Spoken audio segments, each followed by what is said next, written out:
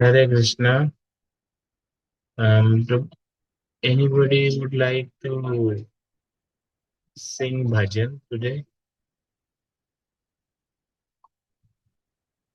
I know there are not many people, but we have to start on time. So at least first 5 minutes we can sing bhajan and then hand over to Mataji around maybe 8:20.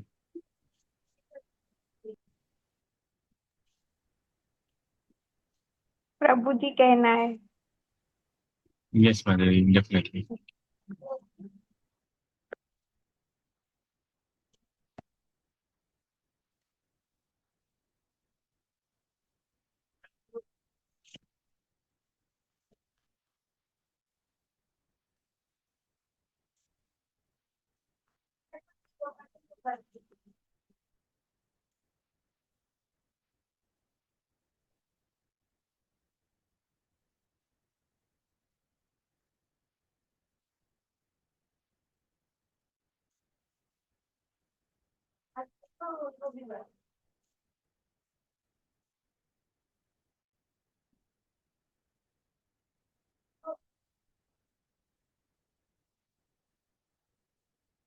Prabhu ji, I am unable to share the song. Uh, can someone share? It is No Sundar problem. Sundar Naina Vishala. You can sing Mataji. I will try if I can. Sundar Bala Sashi Dulara, right?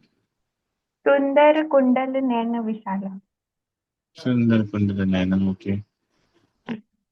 Let me try because sometimes Zoom doesn't allow me to share.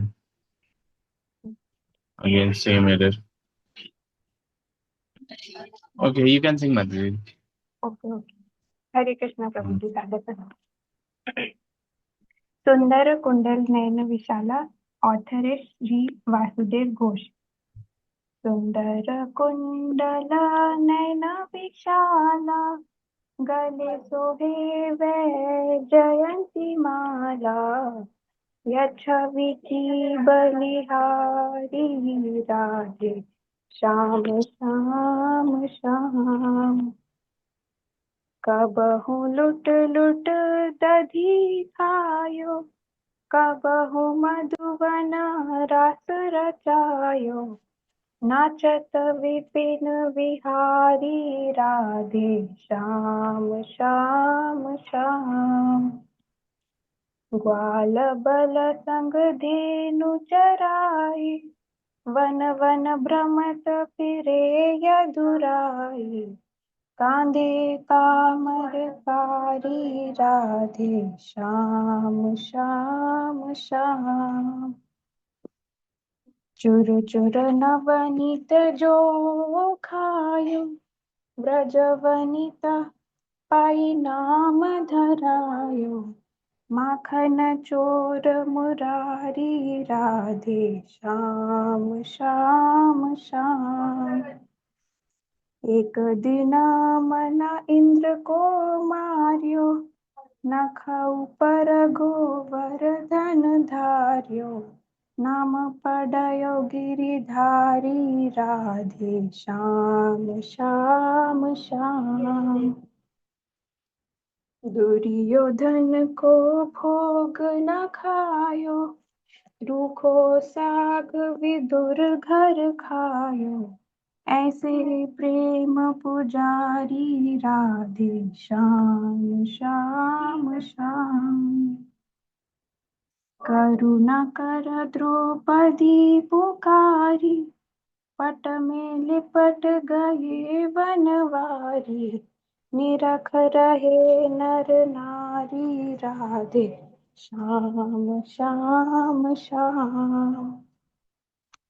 भक्त भक्त सब तुमने तारे, बिना भक्ति हम तारे द्वारे, लीजो खबर हमारी Radhe Shyam Shyam Shyam.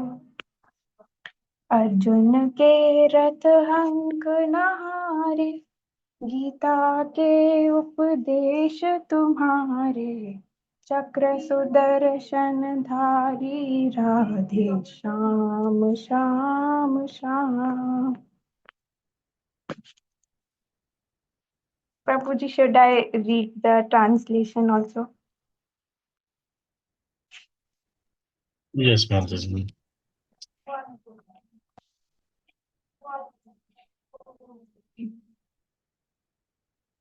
O Krishna, you wear beautiful earrings and you have lovely widened eyes. Around your neck hangs the splendorous Vajanti flower garland. Your complexion is most excellent. Radhe Sham Sham Sham. Sometimes you secretly plunder yogurt and eat it, and sometimes you design a rasa dance performance with the young gopis in the forest of Madhuvan. Their dances, Vipin Vihari, you who love to support in the forest. Radhe Sham Sham Sham. You herd the cows in the company of the cowherd boys. You, the monarch of the Yadu dynasty, thus wander from forest to forest, carrying a black blanket draped over your shoulder. Radhe Sham Sham Sham. Because you, O Murari, repeatedly steal fresh butter from the homes of the women of Vraja and secretly eat it, they have named you Makhan Chor, the butter thief. Radhe Sham Sham Sham. One day you curbed the pride of Indra by lifting the great mountain Govardhana upon the tip of your fingernail, thus winning for yourself the name Giridhari. Radhe Sham Sham Sham. You did not accept the sumptuous feast of the wicked Duryodhan, but took the coarse food offered by your devotee Vidura. Therefore, you are worshipped by love and not by mere rituals. Radhe Sham Sham Sham. To bestow mercy upon Draupadi, you, the lord of the forest, supplied unlimited cloth to protect her from shame, while the assembly of men and women looked on. Radhe Sham Sham Sham. You deliver each of your devotees in unique ways. Alas, we who are bereft of devotion are standing here outside your door. Please, please favorably receive the news of our presence. Radhe Sham Sham Sham. You were the driver of Arjuna's chariot, and on the battlefield you gave Arjuna the instructions of the Bhagavad Gita. During the fight, you exhibited your form as the wielder of the discuss Sudarshana. Radhe Sham Sham. Hare Krishna Prabhuji Sadhaki. Thank you very much, Mataji, for reciting. Singing the bhajan and reading the translation. I'll check if Mataji has joined. Hare Krishna, Mataji, Dandapam Pranam. Hare Krishna Prabhu. Dandavat pranams. All glories to Mhm. Prabhupada and Gurudev. Okay. Over to you, Mataji. Okay. Thank you. Thank you everyone for joining and thank you for giving an opportunity to speak about the lessons from Ramayan. Just one second. Govind Charan, நான் இங்க இருக்கேன். Okay.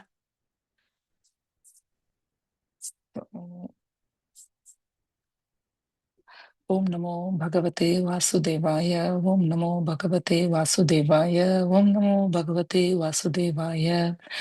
Narayanam Namaskrityam Naram Chaiva Narottamam Devim Saraswatim Vyasam Tato Jayamudhirayet Shinvatam Swakata Krishna Punya Shravana Kirtana Hridayantastho Hya Bhadrani Vidnoti Sufrit Satam Nashtaprayeshu Bhadreshu Nityam Bhagavata Sevaya Bhagavati Ruttama Bhaktir Bhavati Naishtiki Namo Vishnupadaya Krishna Prashnaya Bhutale Srimate Indradyumna Swami Niti Namine Namo Prabhupada Priyadasai Jagannath Yatranandamurte Bhakta Sukaya Krishna Kirtanena Narshingena Rakshitaya Namaha Namo Vishnupadaya Krishna Prashnaya Bhutale Srimate Bhakti Vedanta Swami Niti Namine Namaste Saraswate Deve Gauravani Pracharini Nirvishesha Shunyavadi Pashati Deshatarini Vanchakalpatarubhyascha Kripasindhubhyo Patikanam Pavanebhyo Vaishnavebhyo Namo Namah. Hare Krishna. So last week we heard the lessons from Ramayana. We went through the storyline from the beginning in the Ramayan's pastimes, and then in different instances we talked about what are the lessons that we could learn. So continuing on that path, so right now where we are is it was about the past tense of Ram in it's in Kishkinda Kanda, like Ram with the Sugriva's army getting his help, and he was going to collect the Sugriva's army and go and rescue Mother Sita. So we are at that point. So one of the things that we can learn at this point here is the Lord actually takes it much more serious when we offend his devotees than offending him. So the context was, so initially Sugriva did not respect Lakshman. So when Ram and Sugriva came, so Sugriva had a kind of mentality at that point that me and Ram are peers. Whereas Sugriva is like, Lakshman is like a servant for Ram because he was always in that mood. So if someone behaves like a servant to the Lord, it doesn't mean that we have to treat them like a servant. For us, they can still be the master or they should still be the master. We shouldn't think like they are in that position, so no need to respect. So that was the mentality of Sugriva at that time. So he gave a seat for Lord Ram to sit when they were greeting. But then for Sugriva, he did not give. Lord Ram noted this. He didn't say anything at that point. Actually, in fact, Hanuman saw it. So that's why Hanuman came and gave like a made up seat, like a from a tree bark or something like that. He made something and he made Lakshman sit. Lakshman knows, sorry, Hanuman knows who's Lakshman, even though Lakshman is doing a menial service to the Lord, but Lakshman is actually the internal potency of the Lord. He's always with the Lord. He's taking care of the Lord, he's protecting the Lord, and he's as worshipable and respectful as the Lord. So Lord Ram did not appreciate the fact that Sugriva did not understand Lakshman and didn't treat him properly. So this is why when Ram told Sugriva, you go and fight Wali, I'll support you. So with Ram's words of encouragement, Sugriva went, and then he got beaten up by Vali so much. Ram didn't go because he went, and even though Sugriva was not qualified in terms of the strength to defeat Vali, he went because Lord Ram said he would come, he would help him. But at that time he didn't. So Sugriva came back totally defeated and asked Lord Ram what happened. So at that time Ram said, well, from the back, you and Bali looked similar. So I didn't know who's who. So I cannot like hurt you. So I didn't come and help. So what he said is, we'll give you a garland so that I can identify who is Sugriva and who is Vali so that I'll only attack Vali and not you. Then he told Lakshman, go and bring a garland. So Lakshman brought a garland. So to receive that garland, Sugriva had to bend his head. Sugriva bent his head and uh, Lakshman garlanded Sugriva. So in that incident, knowingly or unknowingly, Sugriva offered his respects to Lakshman. So Ram made this situation where he made Sugriva bow to Lakshman, thereby uh, he um, removed the offensive mentality of Sugriva. Thereby, he made it known to everyone that Lakshman is very dear to Ram and people should respect Lakshman. After this incident, then Ram went and defeated Vali and gave back the kingdom of Sugriva back to him. So that's why it's very, and we touched upon this last week itself, is offending anyone, for that matter, anybody is wrong. And we have to be even more careful when we deal with the devotees who are dear to the Lord, who are very close to the Lord. We have to be careful because they have, they've given their lives, right? for the Lord's service. So they are very, very dear to the Lord.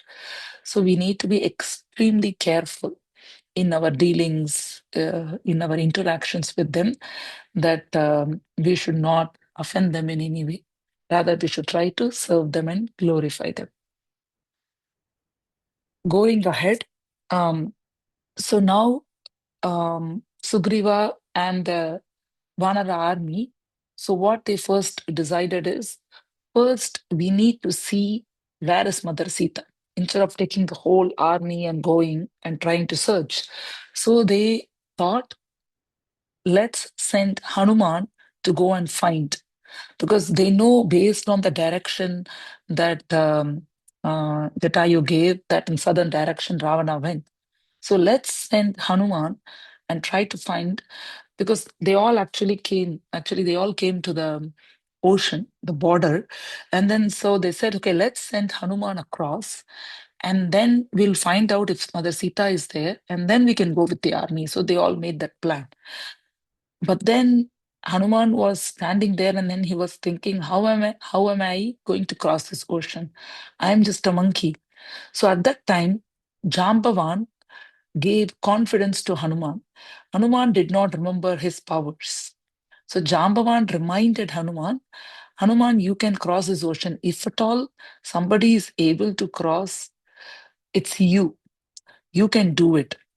So Hanuman was very despondent because he wanted to serve Ram. He wanted to do this service, but he didn't think he could do. So this is actually the power of the Guru and senior devotees and our mentor. So they give us the encouragement and the motivation to do our services. They empower us. We, even though we have the ability, we might not feel that we are capable or we have the motivation to do it. So Guru gives that. So in here, Jambavan gave that confidence. And so we can see from this that the the words we speak are very, very important. So when we speak positively with genuine appreciation and glorification, it actually motivates people to even go beyond their ability. So the words have those powers. Whereas if you speak like negative words, like discourage people or put them down, then whatever they can do, even that they cannot do. This will decrease their efficiency. They feel demotivated, they feel discouraged. So as leaders, or even as you don't even need to be a leader, as even like practicing devotees, it's very important that we encourage each other, and then we speak positively. We try to motivate people, we try to see good in others and encourage them, what they can do, what they're able to do now, and what more they can perform for Lord. So it's very important that we find the positive things and then we speak in that way. When when we are in the role of a authority, role of a mentor, or in a role of some correcting person, then it becomes important that if we see some obvious faults and things like that, that we have to take a step and correct. That's only for some people, which they have to do in that service attitude of correcting, of reforming, of helping improve that person rather than showing the authority or the power. But for the majority of us, in general, we are advised to speak positively, appreciate people so as to motivate them. This is what Jambavan did to Hanuman. So once he did that, then what Hanuman did is Hanuman then told himself, oh, yeah, I can do. Then Hanuman became bigger and bigger, and he was ready to cross the ocean. So at that time, Hanuman, to all the Vanarasenas, he started boasting about himself. See how become I'm going to become, I'm going to do this, I'm going to fly, I have these powers, he started talking a lot about himself. So what Gauranga Darshan Prabhu was saying, that Hanuman did this not to show his pride. Hanuman did this to reassure all the monkey soldiers there. So many times a leader has to tell about himself. The goal is not to say how better I am or how bigger I am or how glorious I am. But at that point, why they do that is to reassure their dependents, to give them confidence in the process and in them that they can do this, because they are all looking forward to the leader to do a certain activity. In this case, all the monkeys were surrounding because they were all not hopeful that this can be done. So Hanuman was trying to give this confidence in them by telling about himself. Oh, I can do this. I can become bigger. I can cross this, 10 yojanas, 100 yojanas, whatever. So he was speaking all of those things just to reassure the confidence. So here, if you see the the pride that Hanuman showed is not because of what he thought he could do. It's more because of his subordinate nature to the parampara. He said that because he thought, I am Ram's servant, so I can do.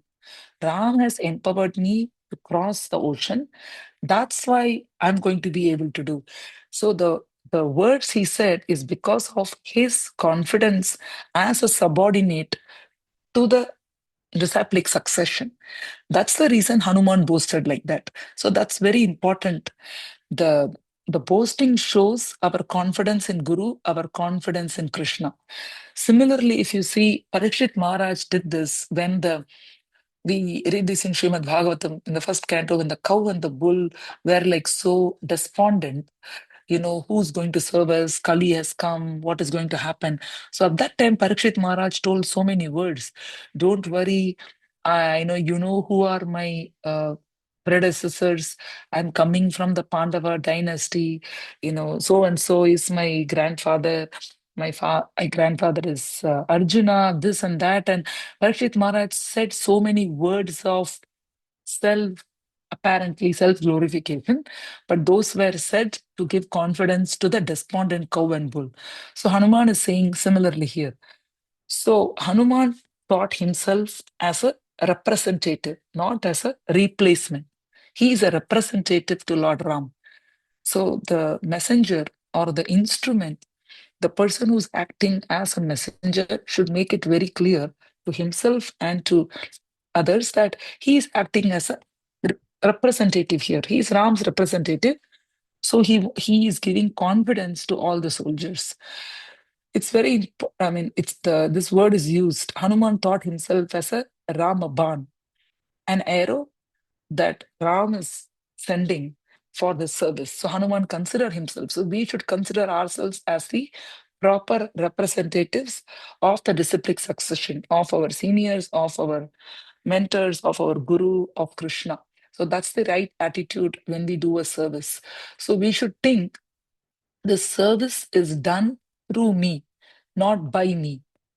I mean, why it's Prabhu was saying like that is when you put by me, then we put a higher emphasis on us, thinking that we are doing it because of our ability and because our strength of our um, qualities, our yeah, our strength.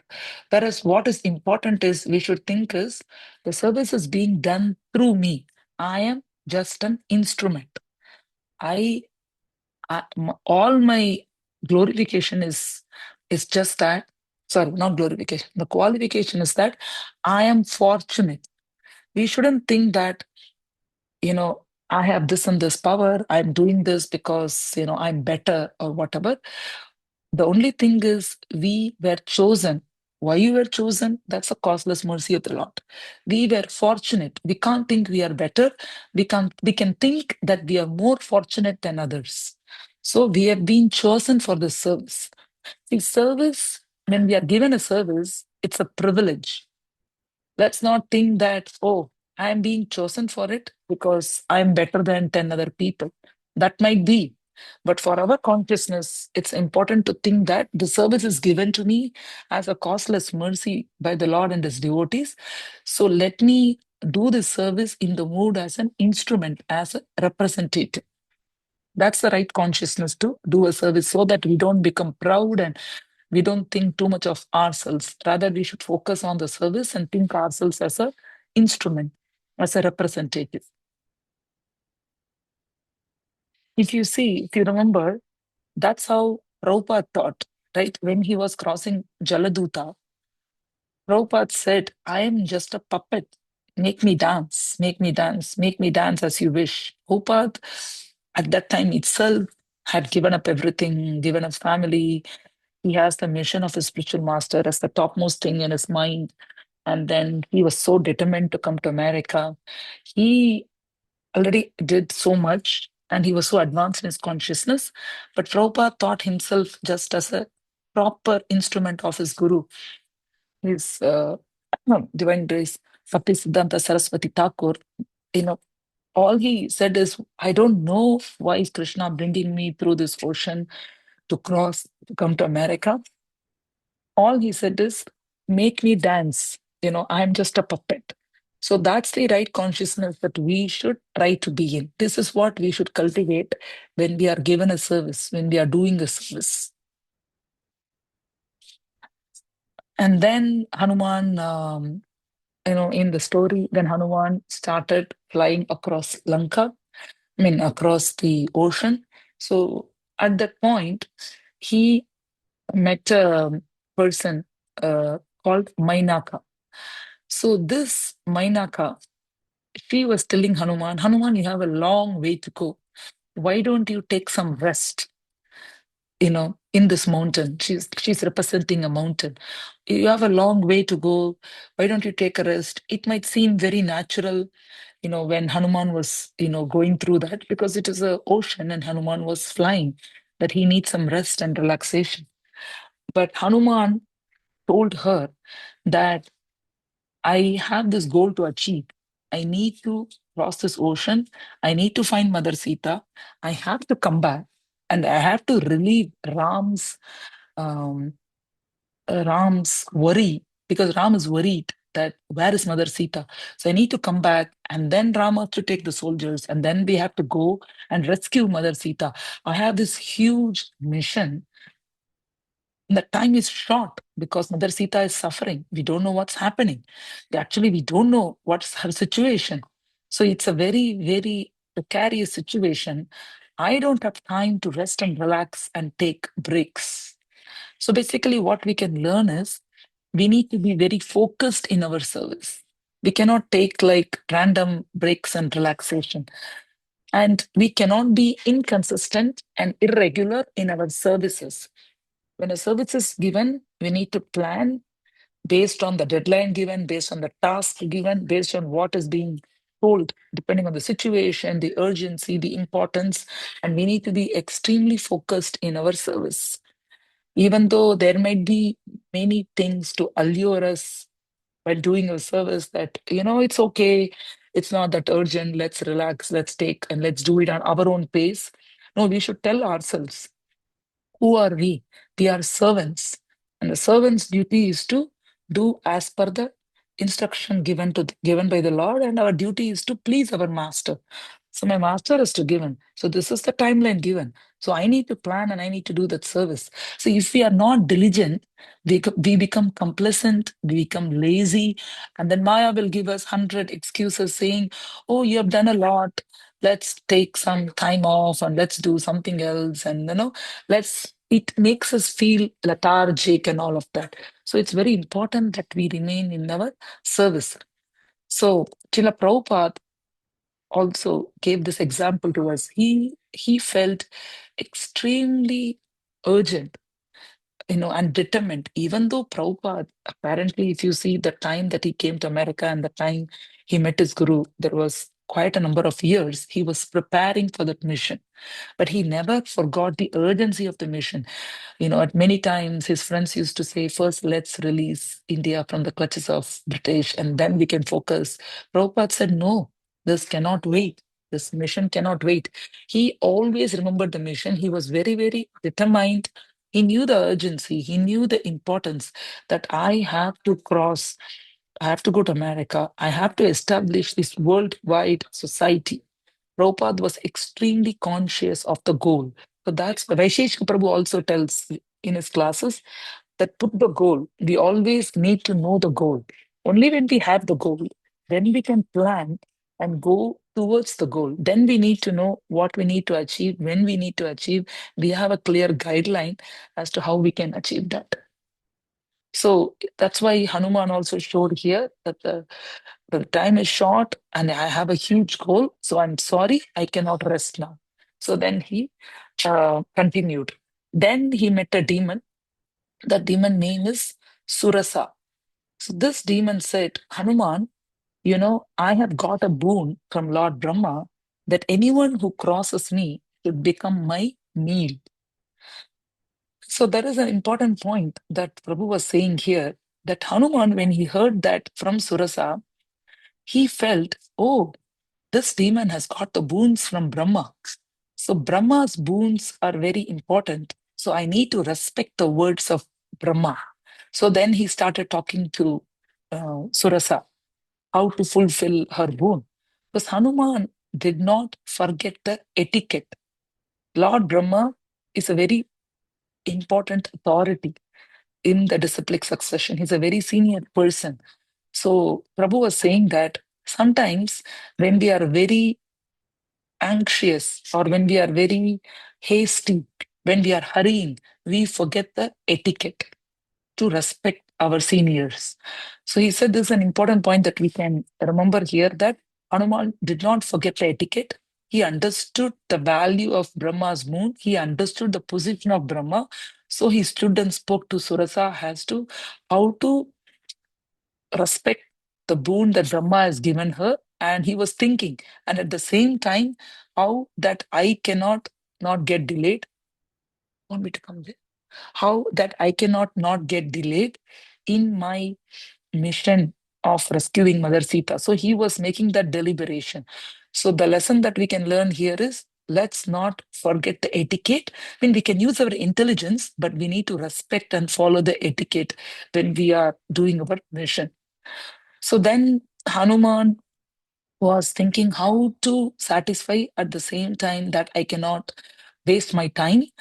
So Hanuman, what he did is he became bigger and Surasa became bigger, and they both were doing it. Everybody was becoming bigger. And at one point, Hanuman became totally small. He went inside Surasa's body, mouth, and then he came out. So Hanuman used here his intelligence to kind of satisfy that I became her meal by going inside her body, but then I came out. So now I'm free to continue my journey. So here, very, very important lesson we learn here is Hanuman was not in an egoistic competition with Surasa. That was not the goal here. He did not try to prove who's better. He was trying to become bigger. That was for this plan. And then he became smaller and went inside. He could continue to try to do it to prove to Surasa that, see how bigger I am.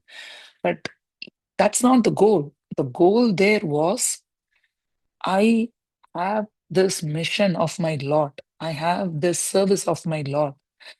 What he was doing there is just to get around that situation so that he can cross the demon and then go ahead to fulfill his mission of the Lord. So that's why he didn't try to prove himself to be better. So sometimes we get into this egoistic competition to prove ourselves and then we forget the mission when we are faced with some obstacle. So we should always remind ourselves what is the goal and what are we trying to do. So Prabhu was saying Krishna is pleased with our attitude than our magnitude. Basically, he is impressed with our genuine service attitude. So we shouldn't try to do big things by compromising the character. Krishna won't be impressed. Krishna sees our humility, Krishna sees our genuine service attitude. So those things are important, and that's what Hanuman here proved. Hanuman could have sat there and proved to Surasa that I'm bigger than you. But then he so conveniently became smaller. He took a smaller position because that's what was needed. See, when we are doing devotional service, we are not here to prove or what you call outsmart somebody. See how better I am. See how much I can do than this person X and person Y. That's not the goal. That's not what pleases Krishna. Our goal is to genuinely serve Krishna. And whatever is needed for that, we do. If that, for that, if we need to become smaller than another person, so be it. Because I need to get my service done. That's what Hanuman did here. So we need to remember our goal and we need to have the right service attitude. Basically, we need to know what pleases Krishna. Our genuine service attitude pleases Krishna, not proving ourselves better than someone pleases Krishna, which is what Hanuman showed here. So we, for example, not example, like when we read scriptures, right? The scriptures, the knowledge that we get should actually induce humility in us. Basically, the more and more we learn, we should understand how insignificant we are, how small we are, how much we need to become better to do the Lord's service. Knowledge should not actually induce arrogance in us.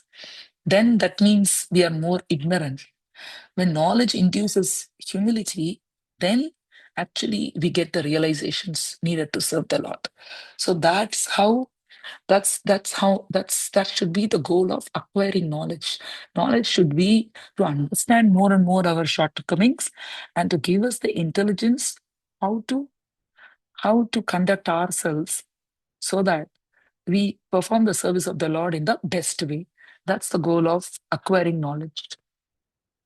And here, um, so Hanuman crossed the ocean, and then he went, and then he went to Lanka, and then he started searching for Mother Sita. The thing is, he didn't know who Mother Sita was. He had some description. So he, he found first he found Mandodari in the palace, because first he went to palace. He went Mando because she looked like a very cultured lady. So first he thought it was Mandodari, and then he actually started looking at, oh, two things. Yeah. First he started looking at all the ladies there. Then then at one point Hanuman told himself, what am I doing here? I'm a brahmachari. I'm looking at every lady and saying, is it Mother Sita? Is it Mother Sita? And then he caught himself at one point, but then he told himself that, okay, I am doing my service. But then he told himself, Sita might not be in the palace because Sita did not come there to enjoy. So she must be in a more um, austere situation. That's what he told himself. Then also, first he thought Mandodari was the person. Then Mandodari was sleeping with all this jewelry, with so many servants. Then he told himself that Mother Sita wouldn't be in the situation because she didn't go there to enjoy as Ram's queen. She was abducted and Ram is her lord. So she must be in some place waiting for the Lord. So then he left the palace and then he went to see how at every point Hanuman uses intelligence to find out what is right, what is wrong, and where will Mother Sita be. So he was trying to use intelligence to try to um make sense of the situation, because he was given, like, this is, sometimes at work you are given an ambiguous thing to solve. So the time you try to discriminate and try to find and then find your path. That's what Hanuman was doing. He was blessed by Lord Ram, so he was doing it. And then he went to Ashoka Vatika, and there he found Sita, because he actually witnessed a situation where Ravana came with all the demonesses and he was threatening Sita, and he saw all that thing, and Sita was crying. So he found Sita. He went to Sita and he spoke to her, showed Ram's ring, and then Sita was very much pacified. At that time, Sita was saying, Sita became worried. Oh, do you think Ram will be able to cross Lanka?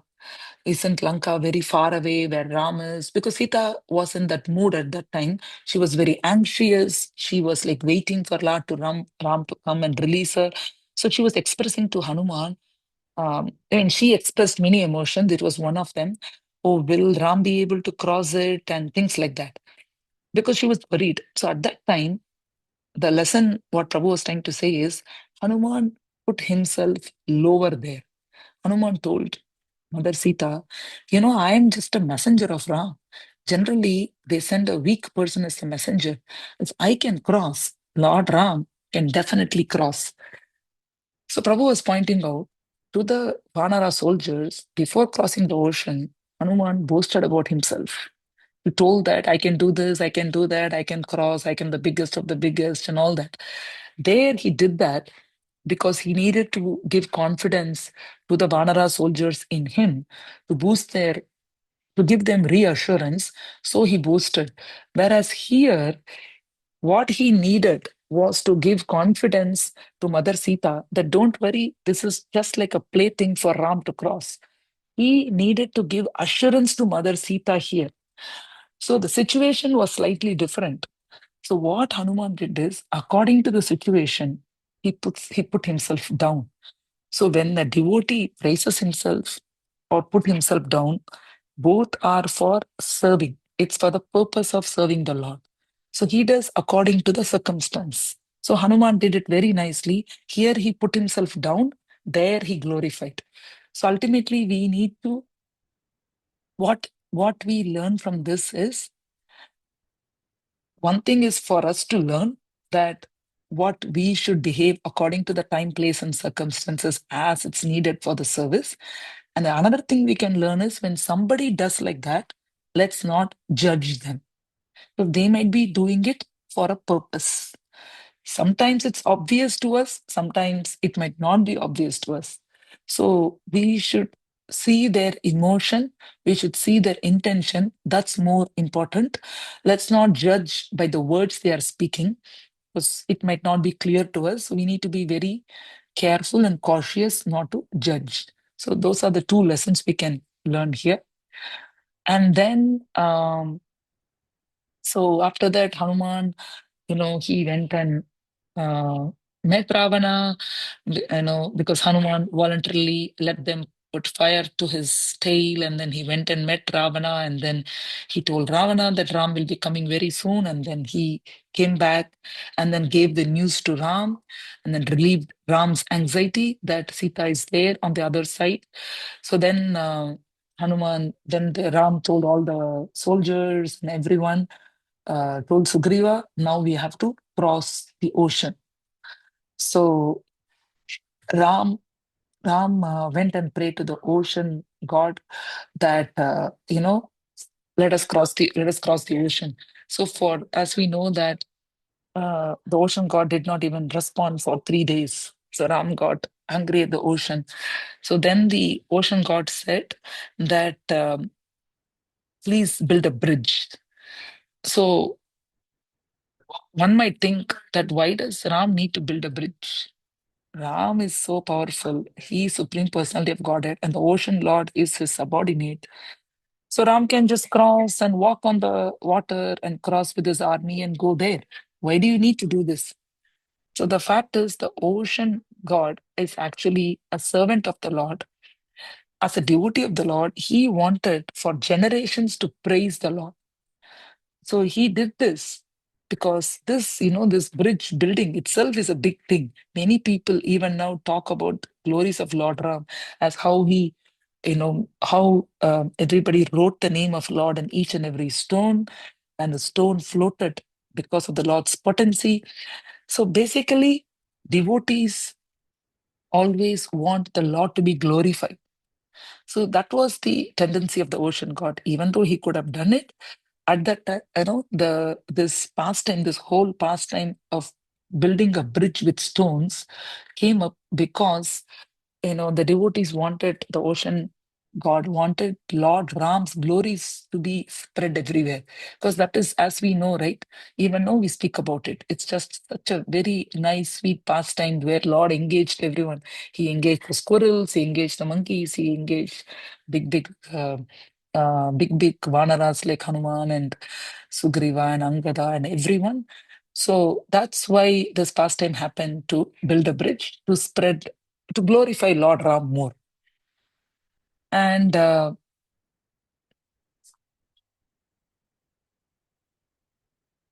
Mm. At this point, there was another thing that was brought. See, Lord Hanuman crossed the ocean, whereas Lord Ram built a bridge.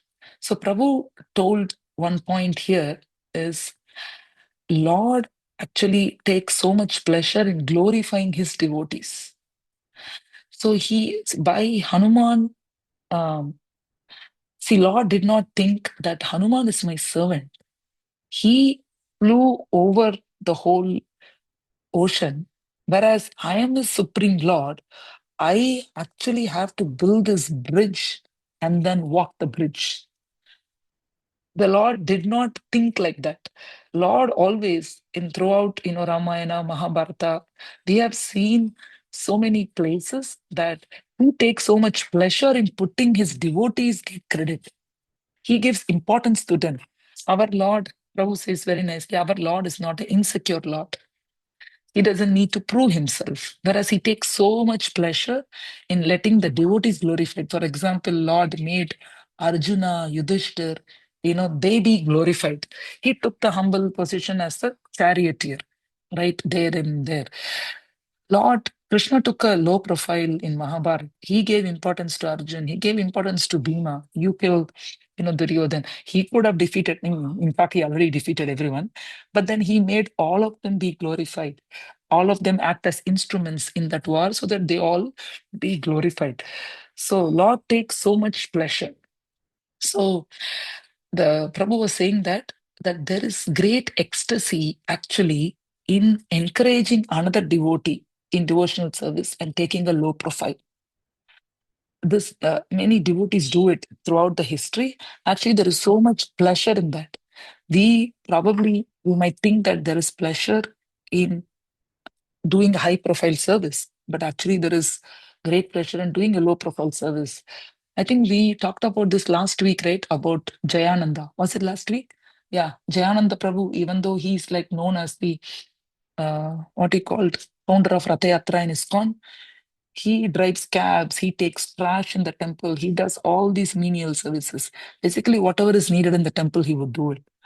So the uh, taking a low profile service is not wrong. Basically, the point is whatever is needed, we should do. So sometimes we are given a very important service, like we are given a department, we are given a responsibility, or we have to manage this, say, for example, a decoration service. So sometimes it's given to you based on your ability. So we take it up and we do it. And sometimes somebody comes and says, Prabhu, can you sit here and give Charanamrit to everyone who comes? We shouldn't think, oh, I could do more than this. I am sitting like a, I didn't want to use silly goose. My niece Vraja tells that when Govind Charan once engaged Vraja when she comes to my home, she's Sadhu Vrindavan's sister, she wants to do something, then Govind Charan will give her a service like, can you do this? Can you check if the oven temperature is this? Then she asked him once, do you want me to sit here and do this silly goose service of just watching it? So we always remember it. Sometimes some services might look very simple, very silly. Silly meaning, I didn't mean silly. It means like you are not using your full potential or that. But if your senior is asking you to do it, you should do it in that attitude that right now nobody's here and they want me to sit here and give Charanamrit. So it's very glorious. You are serving the Lord's Charanamrit to a devotee. We should see it like that. Oh, I've been given this service to do it because that's what is needed of you at that point. And you can't think like, oh, I am a commander, I am a Sankirtan leader, I am a book distributor. What am I doing here? Sitting here and doing this? That is not the point. The point is we should be ready to take whatever serves. Sometimes bigger service given, sometimes smaller service is given. According to the need of the hour, services are given to us and we should be happy. Basically, our consciousness should be the same, regardless of the position or the authority given to us. I am a servant, the service has been given to me, I am doing the service. This is exactly what Hanuman was. See, Hanuman crossed the ocean. He put entire Lanka on fire. He brought Sanjeevani mountain. He did so many things in Ramayan, if you see.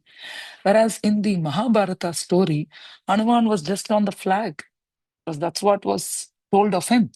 He didn't do any big feats because that was not needed at that time. All Prabhu was saying that Hanuman was just sitting on the flag and he was giving his blessings, because that was asked of him at that time. No action was required in that instance, um, in that pastime, in that Leela. Hanuman wasn't required to do his big activities. He was just asked to be on the flag. So he can do both. So basically, we should not be doing only attention seeking services. That's actually something we should be very careful. Sometimes, you might get attention, you might not get attention. So our goal should not be that you seek attention. The goal should be to do the service with the proper service attitude, with a genuine service attitude, because that's what will please the Lord. So, and Prabhu was giving more examples of how Krishna gave others importance. The Lord set this example. Like when he, you know, after the Mahabharata whole Kurukshetra battle, the Lord won. But then he gave the credit to all the Pandavas. He did not sit in the throne. He made Yudhishthir sit in the throne. And then later he went to Dwaraka, Mathura.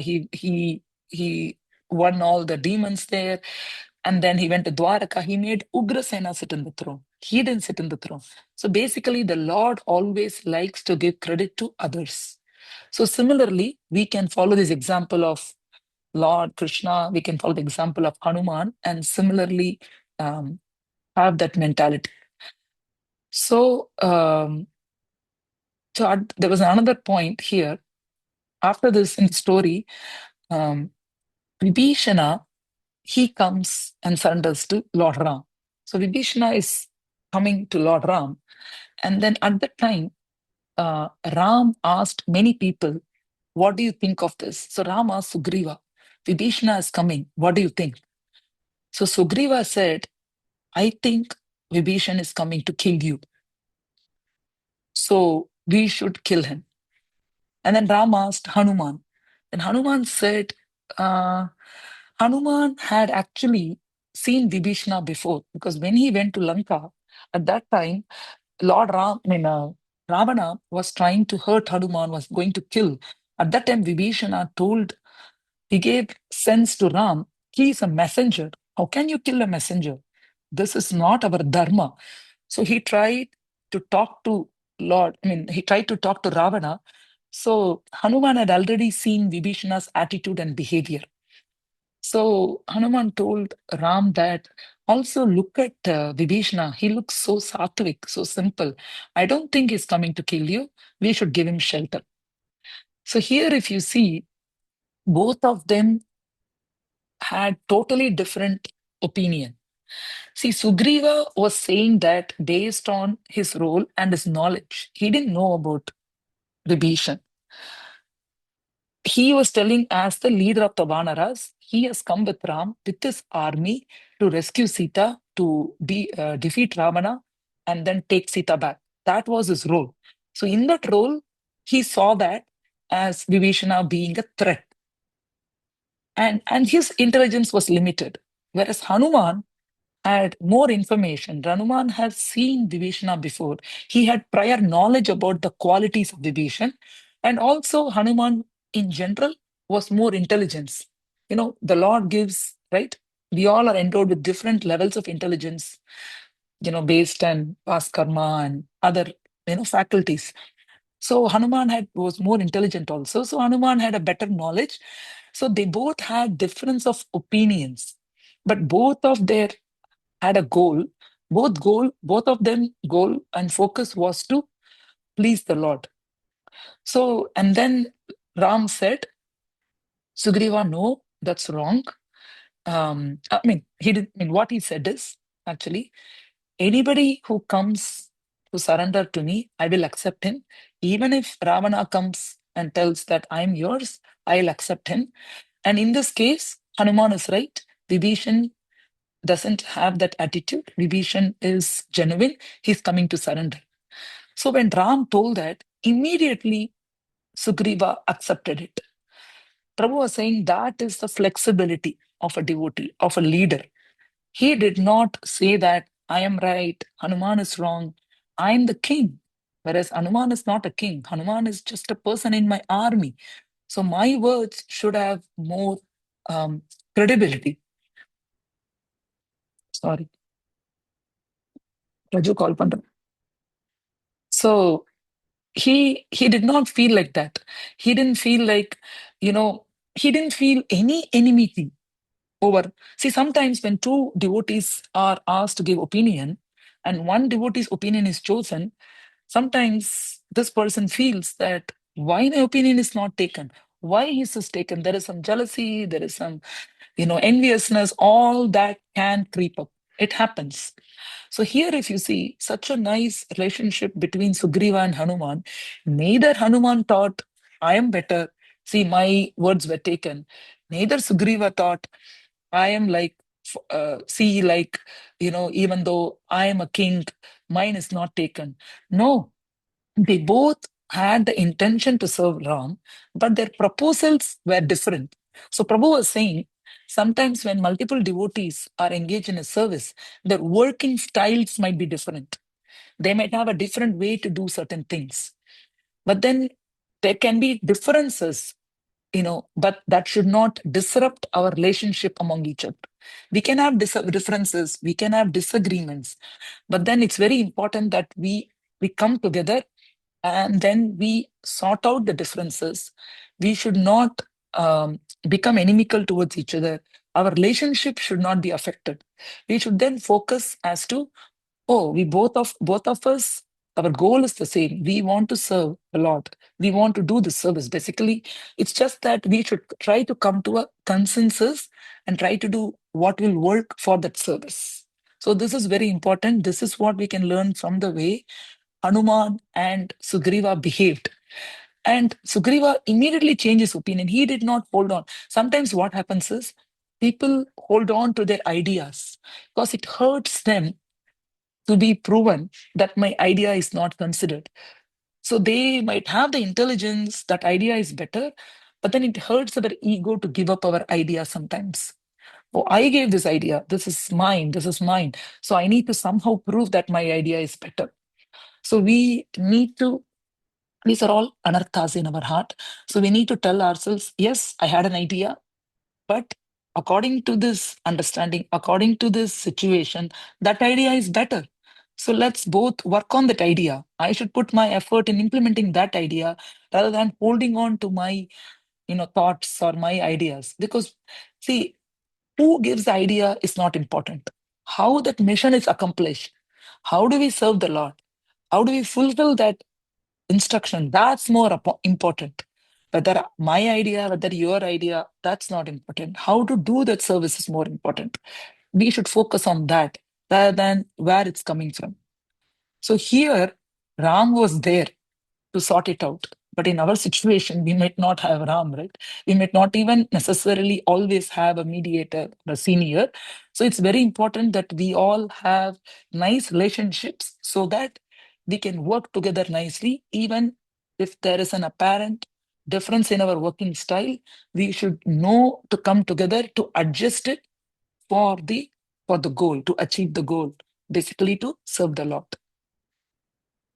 And also, we should understand that all of us are unique because we all have our own background, culture, upbringing. We all have our own free will as to how we want to think and do a service. So it's very natural. So, why I'm saying is we should appreciate others' ideas.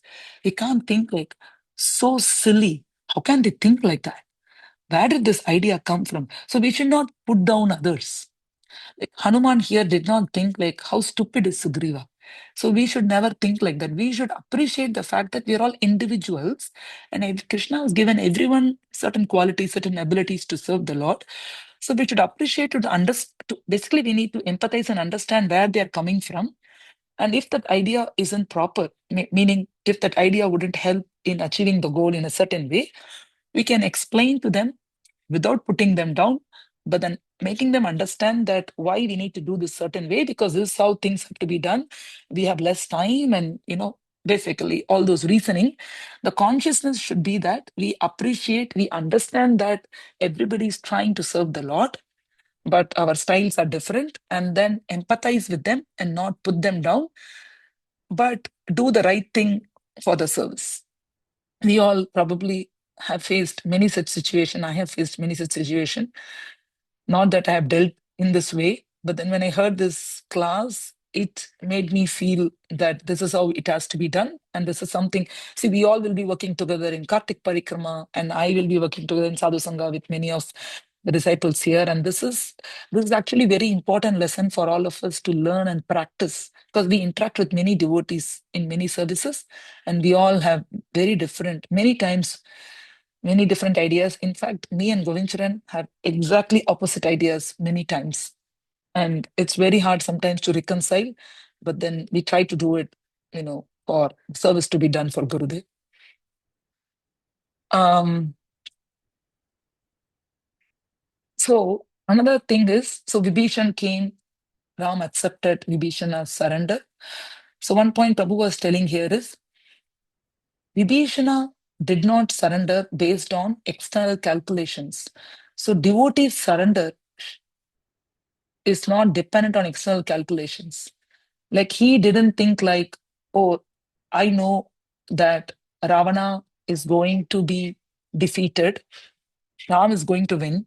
Better I go and join Ram now itself so that my position is secure. Vibhishan didn't think like that. Basically, when we surrender, it should not be dependent on what can I get out of it. That should not be the goal. It's not a transaction, it's not a business, it's not a calculation. We can't do all these things. The goal is to serve the Lord, to please the Lord. That's my goal. So I can't calculate, if I join this person I get this, if I join that person. That should not be the case. So that's very important. Like Vibhishan didn't think that, if I surrender, Ram will make me the king of Lanka. He basically felt, Ram is my Lord, I need to give my assurance to the Lord. I need to join the Lord to help the Lord. So he just came and surrendered. That's it. He didn't think about the future or the consequences of anything. And that's why they say, right, the difference between demigod worship and worshiping Krishna. Because when we do karma kanda rituals, it's always like you do this, you get this, you do this. It becomes like a transaction. Whereas to Krishna, Krishna says that just surrender. I will protect you. How I protect you, it's something I'm not going to tell you now, but have faith in me that you will be protected. So we learn, in all the scriptures from our seniors, that we should surrender to Guru, we should surrender to Krishna with the hope, with the faith. Basically, it's with the faith, because we learn, we see from examples, we hear in scriptures, that if I surrender, the process is to surrender and then follow the instructions, and then we will, what we have to tell ourselves is, we will understand in due course. You might not necessarily understand everything, how the Lord behaves or how the Lord acts, but we should start with a faith. It's not blind faith. We get that faith by seeing others, by reading, by hearing, by seeing all those situations. So other examples were given in this context, like, Mother Uttara, when the Ashwatthama sent the Brahmastra to kill her womb, Parikshit Maharaj was in her womb, she ran to Krishna for protection. She actually had absolute no idea as to the how her son will be protected. But only thing she knew that is, Krishna will protect me. I can go to Krishna. She knew that because she had faith in Krishna, so she just ran to Krishna. She did not even think about her husbands at that point. I mean, her Pandavas, her in laws. She did not think about anyone. She just ran to Krishna because she felt safe in Krishna's protection. So she just ran.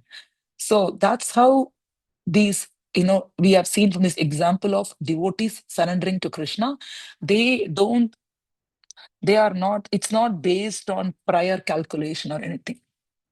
They feel a precarious situation and they just surrender to Krishna. And Prabhu was saying that we have seen this, because when kids have a problem, right, they go and spontaneously go to the parents. They don't know when there's a fire in the house, the kid doesn't know how my dad is going to save me from fire. All I know is, if at all there is one person who can save me, it's my parents. So let me run to him. How he's saving, that's a different thing. I don't think about that. I only feel that sense of protection. So I just ran to them. That's how devotees surrender. And then the next thing is the battle started between Lord Ram and Ravana's army. Both were fighting each other. Ravana's army was very, very huge. And they had so many mystic weapons, because Ravana acquired all of those by his lot of penances and austerities. Whereas Ram's army were just this small, you know, monkey soldiers, and they were in number also, in power also, they were very small. But actually, Ram's army was winning. Ravana's army was losing. Prabhu pointed out that this was because Ram's army had the blessings of Mother Sita. So, devotees' blessings are more important than all the talents and skills and experiences that we can accumulate in this world. The blessings have, such a power. It's not about our strength, it's about whose blessings we have. That's why they say, right? Who you know matters. So, the blessings of the senior devotees, blessings of the Lords, are very, very important for us to have. Ravana got wounds even from Brahma and Shiva, but those things did not help him at that point. Mother Sita's blessings helped Ram's army win Ravana's army. So, um, so it's very important. That's why if you see in whole of uh, Srimad Bhagavatam, the prayers are stressed. Mother Kunti's prayers, Bhishma's prayers, everywhere. Why do devotees pray? Because they pray for blessings, they pray for protection. So, because they value the power of the blessings from the seniors, from the Lord. So, it's very important to get the blessings, because we need to understand that there was some statement that we are just made up of Guru and Krishna's mercy. That's who we are. We are not who we are because of our strength or our qualification or our education. Janmaishwarya Shuta Shri. None of them actually matter. Who we are is because of the. Mataji, can you mute? Thank you. So we are who we are because of the blessings and the mercy of our seniors, of our Guru, of Krishna. So that's very important. And similarly, if you offend a great personality, whatever so-called skills you have, they can't help. Like in case of Ravana, Ravana is extremely powerful. Nobody can equate if you just compare the physical powers, he was very powerful. But then he offended Mother Sita. So nobody could help him. Nobody came to his help. All the Devatas or Brahma or Shiva, nobody came to help because he offended Mother Sita. So that's why both are important, that we need to make sure that we take the blessings, uh, that we pray and get the blessings of our senior devotees. At the same time, we don't offend anyone. I mean, we don't offend anyone. Here, Prabhu was saying that generally we don't offend anyone, and you don't offend someone, of that stature who's very dear to the Lord. That's very, very important.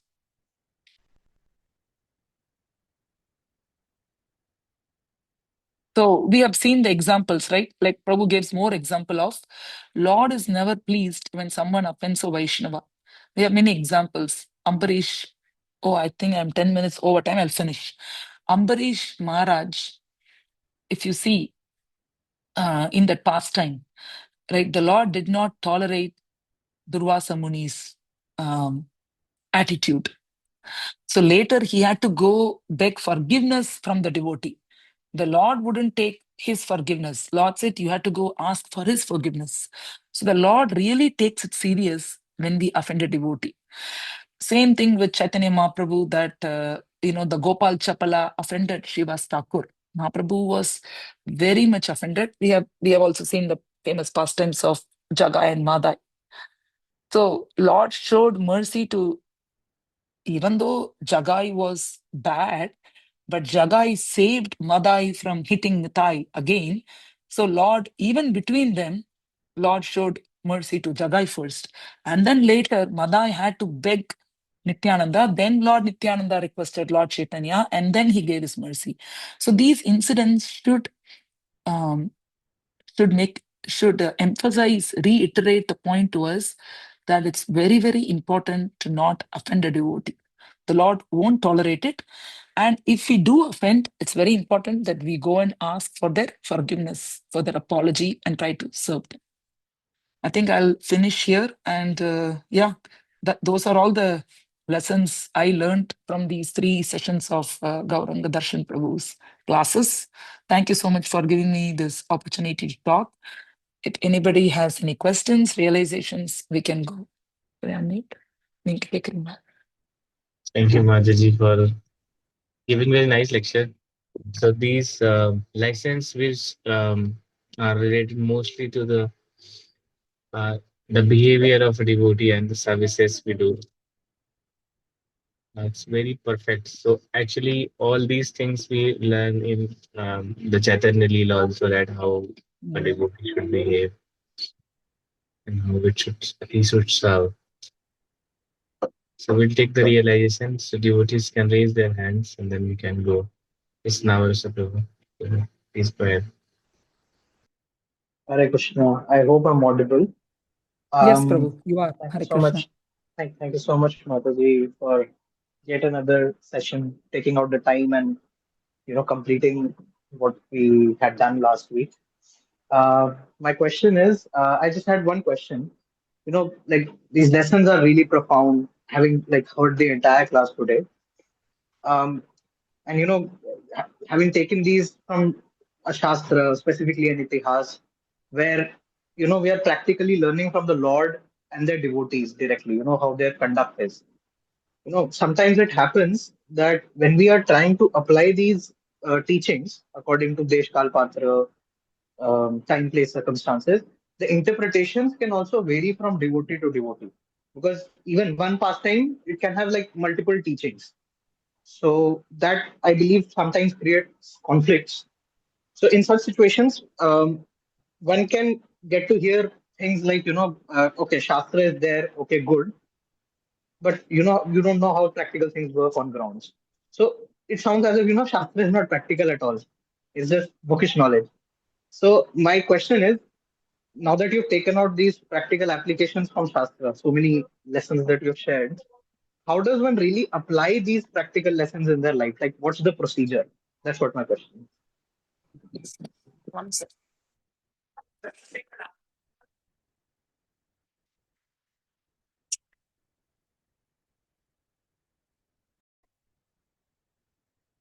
Hare Krishna. You can Hare hear Krishna. me, right? Yes. Okay. Yes. Okay. Thank you, Namaras, for this question.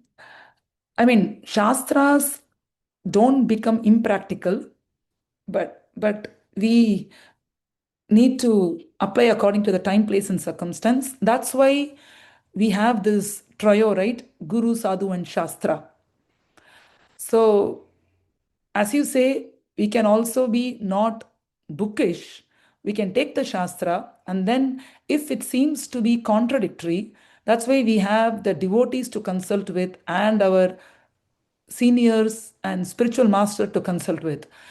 Then we make a decision which aligns with all these. Isn't that right, Govincharan?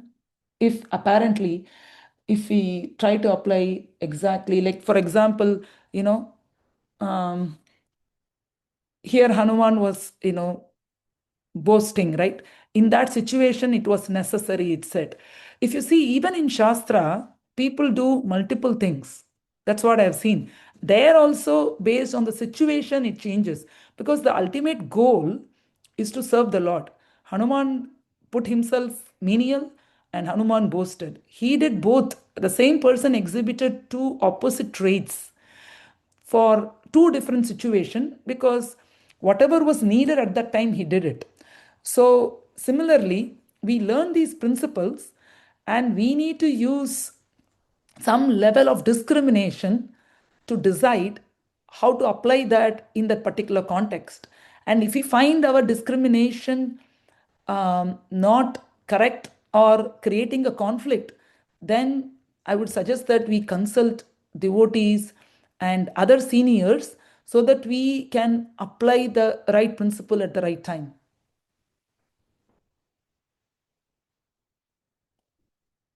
Is that okay, Prabhu? Yes, Madhu answers the question. Though I might have like further questions to deliberate upon, but I think that satisfies for the time. Okay. Okay.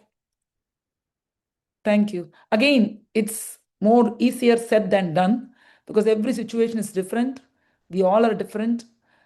Our even with the same person, our mentality is different in different circumstances depending on what we have gone through. So it's a case by case situation.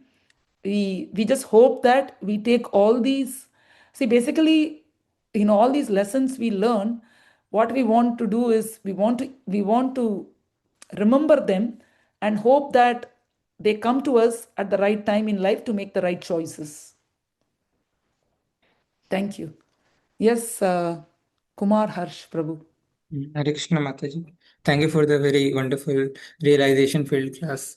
It was one of the best classes I heard recently. So, Mataji, my particular question was regarding that when you mentioned that the surrender should be unconditional and in a complete end, like you gave the example of how Vibhishan surrendered, and also example of how children generally approach their parents in case they see fire. So, like practically for like practicing devotees, we see many a times we are due to our past, we are accustomed to thinking ourselves to take the situation in control always. So many a times when some services we have to prioritize, but due to our other commitments, maybe to our professional commitments or other things, so we many a times we are not able to take the leap of faith that if I like do this service parallelly, and if I make some compromises on my task, maybe I'll end up messing up. So we are not able to take the leap of faith to extend ourselves in that particular service. And so how we can actually have the develop this the attitude of surrender and faith that like if we, in whatever situations we are, whatever commitments we have, but we can give some time and we can give our consciousness for the service of Lord. Um, I wanted to make sure I understood your question.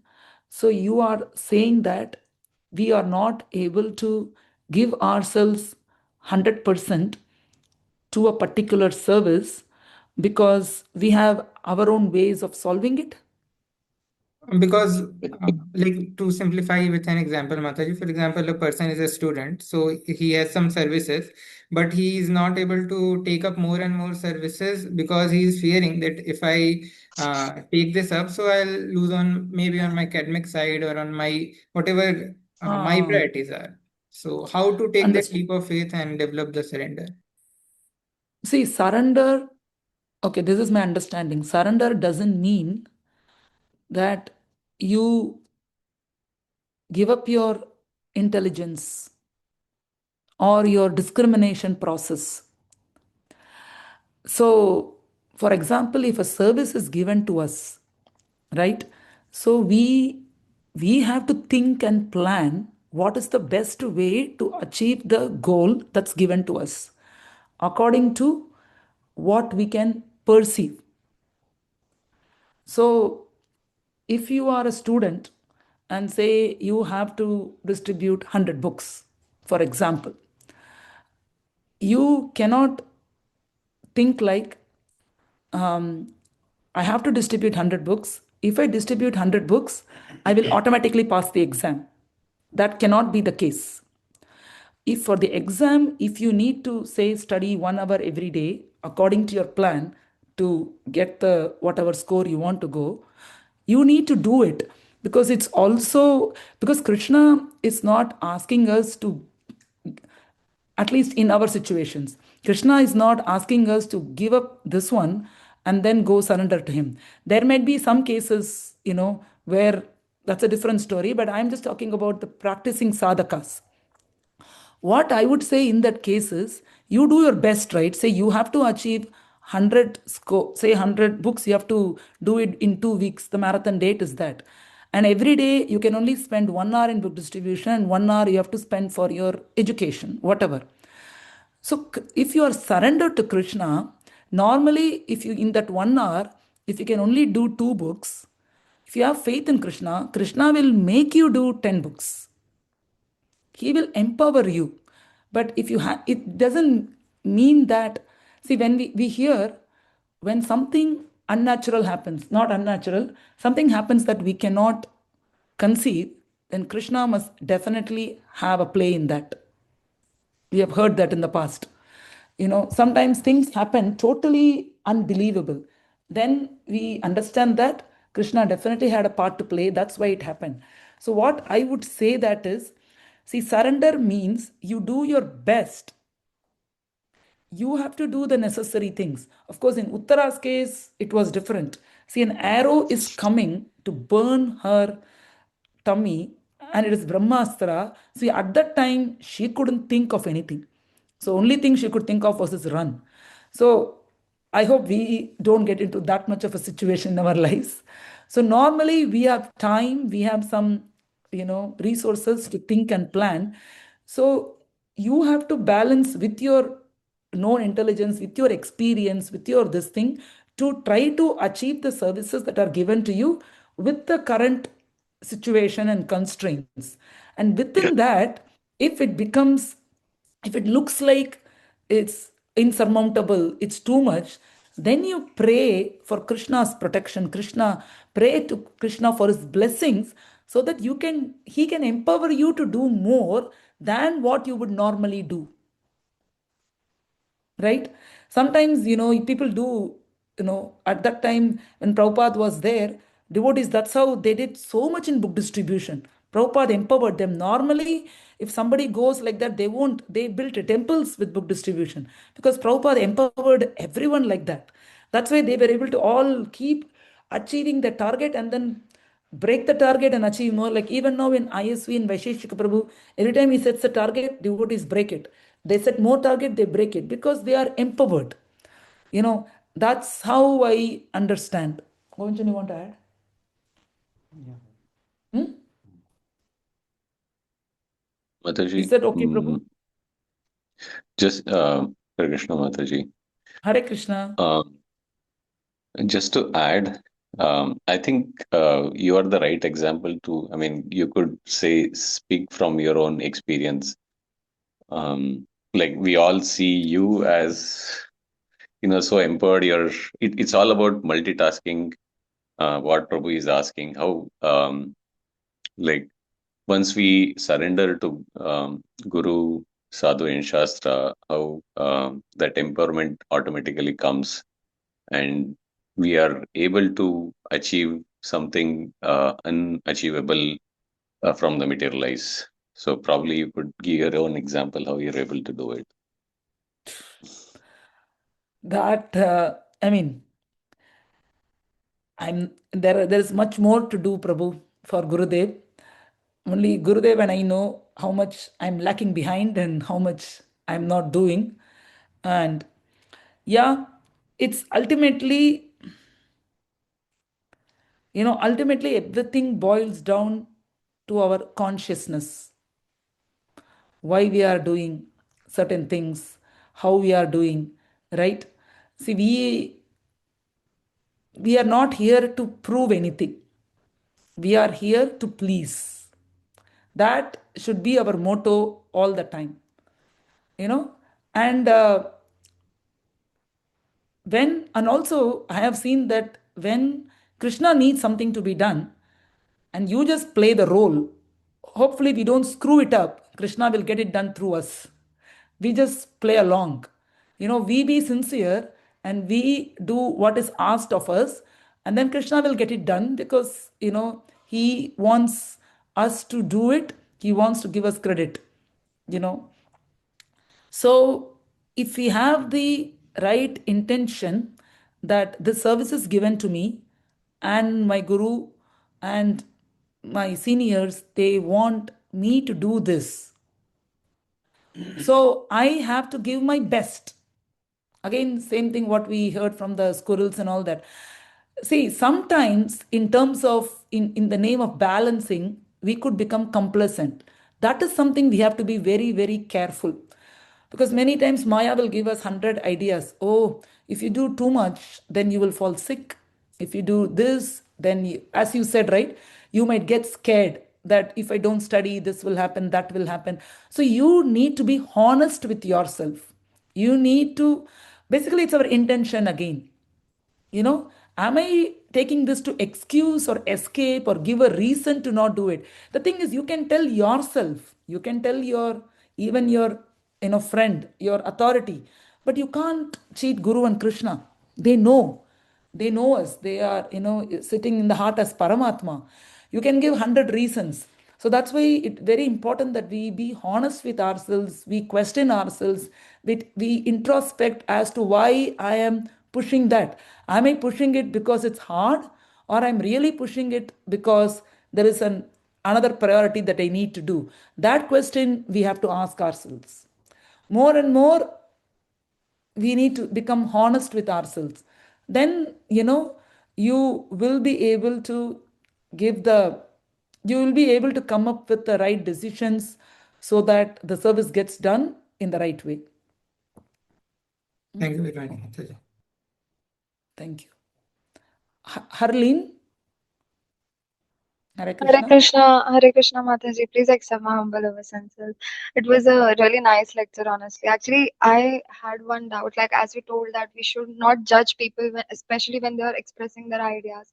But the thing is that, especially in group settings or something, when we have group meetings for certain services, like automatically in our mind, like our mind tricks us or something that we judge someone. Like, it just subconsciously happens. So how can we like consciously train ourselves to become like more open and receptive in such situations, seeing the time circumstances? So can you? Okay, I'll try to answer for the sake of answering because I also don't follow it. There's a long way to go. Um, See, basically, we should have respect for everyone. See, for example, you said you have a Sangha where you're all discussing a certain service. Say that, okay, we need to serve prasadam for Vyasa Puja. What is the best way to do? Do we do buffet? Do we sit and serve? So everybody gives their ideas. So basically, before you, as you said, judging, like, how can this work? How can she even think like that? Because that is judging, right? So we need to respect everyone, as everybody here who's in this meeting is trying to do their best, trying to come up with ideas to do this service. So we have to respect everyone, and we need to appreciate everyone for what they bring to the table. The one thing, I mean, again, for every answer, I think this comes to the point that we need to be humble. See, they might be saying a point which might not be immediately obvious to us. My husband many times says that's why we should hear before we are eager to say our opinion. Because sometimes, say they gave an idea, instead of rejecting it or instead of judging them, we need to think, why are they saying it? There must be a reason.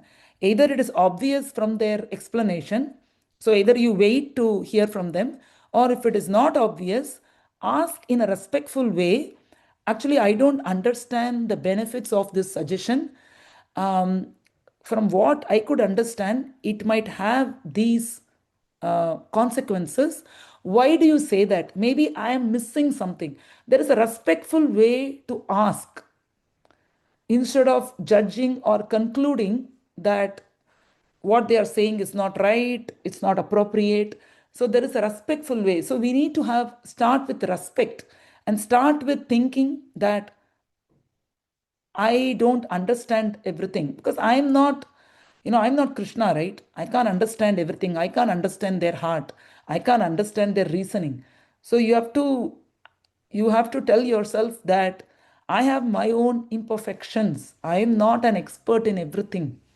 Even though I might have some glories to my hat that I have done this so and such a thing, but there could be others who have better ideas all the time. So you need to put yourself down and you need to put them up. Both have to happen for you to have an open mindset without judging others. Yeah, I think you answered part of it. I just want to expand that. If you think how that suggestion may not work, one way is before concluding, you can ask questions to understand this way, because if you think it won't work because you have some assumption, they may have a different answer to that.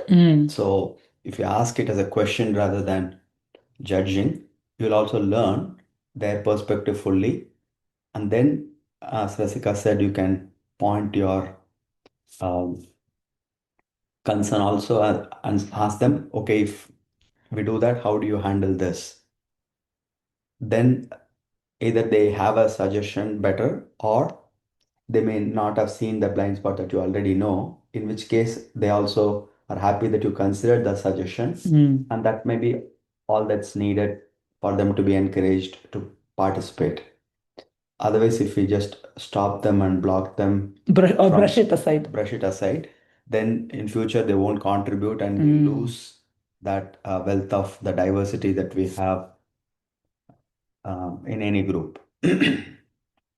So, for example, when especially with like kids, when I teach, or like when I try to give some puzzle or something like that. For example, if you ask, like, what is 2 plus 2, and then they say 5. So instead of telling them that's wrong, I ask, what is 2 plus 3? And then, then it's, 2 plus 3 is 5, then 2 plus 2 is not 5. Then they understand the mistake themselves, rather than you telling that it's wrong. And basically it makes them think more, like you can help them see the blind spot rather than concluding like that. That's just a simple example, but you can apply it like that in other cases. That's a very nice example. So basically, our goal should be to not put them down. If we keep that in our heart, then we will express it in a way that encourages them and appreciates them, and not like, basically, we have to value, right? Everybody, whether they are experienced, inexperienced, we might not necessarily take their idea at the end of the day. That's a different thing. But at least everyone needs to feel heard, appreciated for whatever they are offering. And if we are humble enough, as he was saying, eventually they will also understand why their idea could not be implemented. Instead of thinking like, oh, I don't have time, we have to move on, let's go, okay, this is not working, this is not working, this is working. See, we cannot be like a taskmaster. If we do like that, then we will lose relationships very quickly. And then how do we see, as you see, right? Our Gurudev services is growing. So if you be like the taskmaster thing, then only we can only do with a small group all the time. How can we grow? How can we engage more and more devotees? How can we empower less experienced or newer devotees? How can we cultivate them? How can we make them do more? It's only possible by involving them more in gradual capacities. For that, they need to feel encouraged. Only then we can do more and we can expand it. Because we don't want to be with a small group, right? We want everybody to contribute and everybody to also increase their capacity gradually. Is that okay, Harleen? Yes, yes, Mataji and Prabhuji. Thanks a lot for answering. Thank you. Thank you. Hare Krishna. Supriya?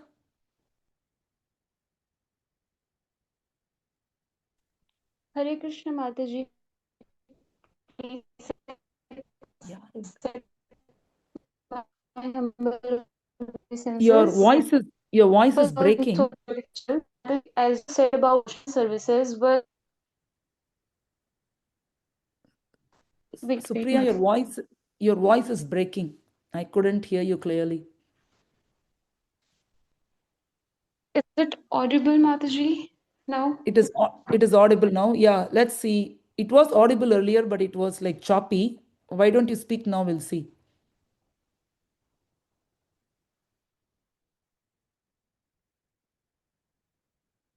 Hare Krishna.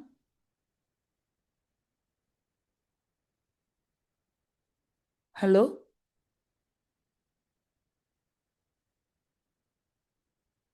Should we move on to the next person? Oh, were you talking? We didn't hear anything, Supriya. How about others? Were you able to hear? No, Harsh is saying he couldn't. Supriya, we are unable to hear you. Do you want to go fix? Or you can text your question. Yeah, you text your question in the chat. Is it okay, Supriya? Okay, Mataji. Is it Yes, okay? Mataji. Or you want to try now speaking? Now I heard your voice. Do you want to try now one more time?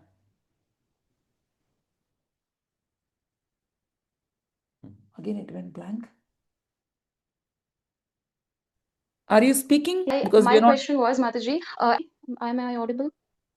Yeah. Mataji, I'm sorry because I will type Mataji. It's just a wastage of time for you as well. It's okay. Continue. Now I'm able to hear you. We are able to hear everything except the question. Hare Krishna Mataji and Prabhuji, please accept my humble obeisances. First of all, thank you for the beautiful lecture, Mataji.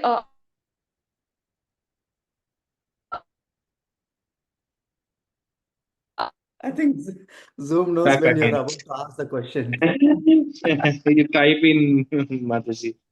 Yeah. Sorry, Supriya. I wanted to encourage you and hear, but somehow all this, please She accept has my been and everything we targeted by heard. the. Yeah. When you She has started the been question, it targeted went by away. the administration. She Okay, has been Supriya, why don't She you targeted is by type? that. Apriya for Zoom. She is Huh? Apriya to Zoom. I have a doubt, like as you said about the and serve our DT. Supriya, I hope you are hearing us. Please type your question. There is a lot of lag and all of that. I think we tried. It is not working. You type it.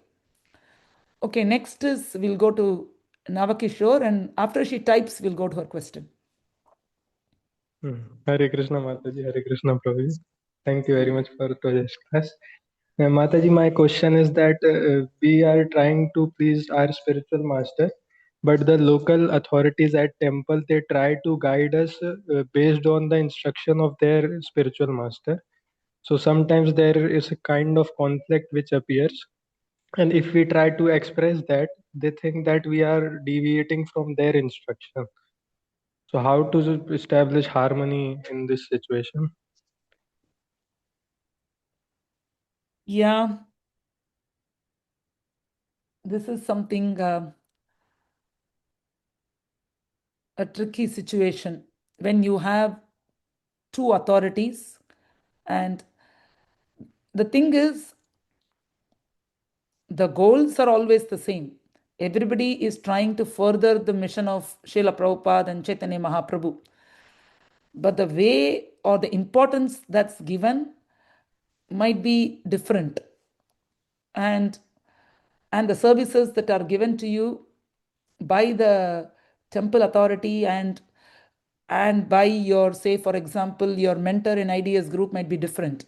So I would, without knowing each and every situation, this is my general answer is we need to try to balance it.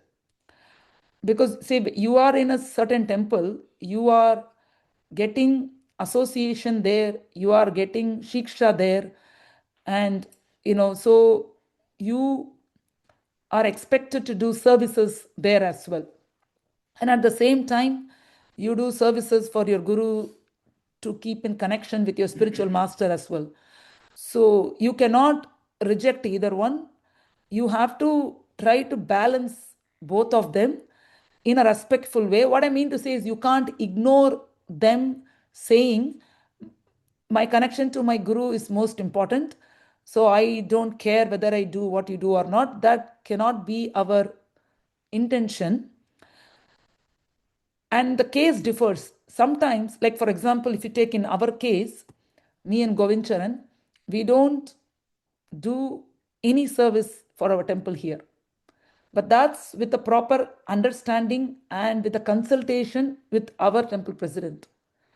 They understand and they tell us that it's okay, we know you are doing this service. Somebody else will do the services here, it's okay. Whereas sometimes they ask us to do a certain service and we do it. For example, they asked Govincharan to give a class on Ramanavami. Even though he had many things going on, he still did it because this is something that is requested and that can be balanced and adjusted. So we need to, first of all, respect everyone and understand that everyone's intention and try to balance it. For some special cases, you might have to bring your mentor to intervene also. If, for example, you are in some important service for your guru, which is time sensitive, which has to be done now, and because of which 2 weeks you cannot do temple services, you can try to uh, discuss with them and try to come up with a situation. What I'm trying to say is we don't want to end up in, we don't want to engage in conflicts. We want to understand and appreciate their why they are asking you to do what they're asking. But at the same time, you can see, and another thing is this might also be a chance for you to improve your sadhana, improve um, or reduce your lethargy, save your time, and do more. That this is also a chance that Krishna is pushing you to do it, because sometimes you are complacent and say like, oh, I don't have to go to temple because I'm doing my Guru Maharaj's seva. Because sometimes we might be using that also as an excuse, to get away from certain things which you don't want to do. So you can see it as like that also, and try to balance. I'm giving a general thing because this is very case by case dependent, because different people have different levels of services, responsibilities in their local temple and for their spiritual master. So we just have to address it on a case by case. I'm just giving the general consciousness that you should be in.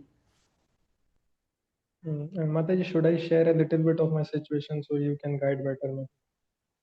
Maybe we should do that separately. Yeah, we were supposed to call him already. Okay, Navakeshwar, Govind Singh, we're supposed to call you so we can talk that in private. And from that, Yes, whatever learnings, without explaining the situation, that we can share with others. yes, Nachal. ma'am. Thank you, Mataji.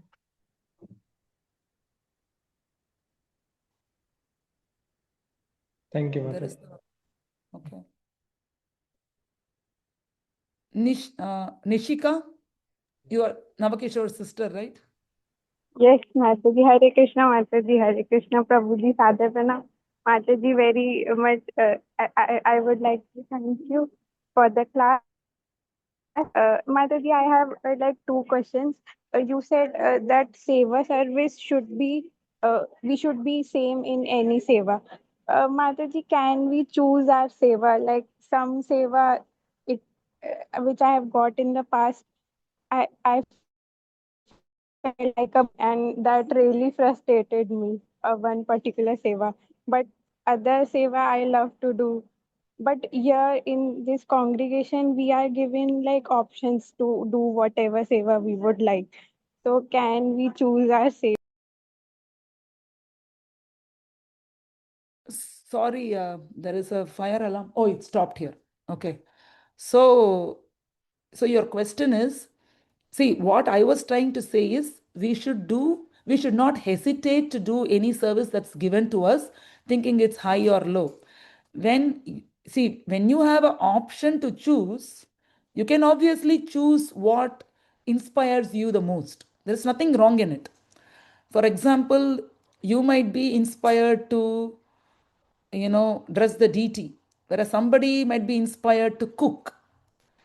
That I'm not saying that everybody has to do everything.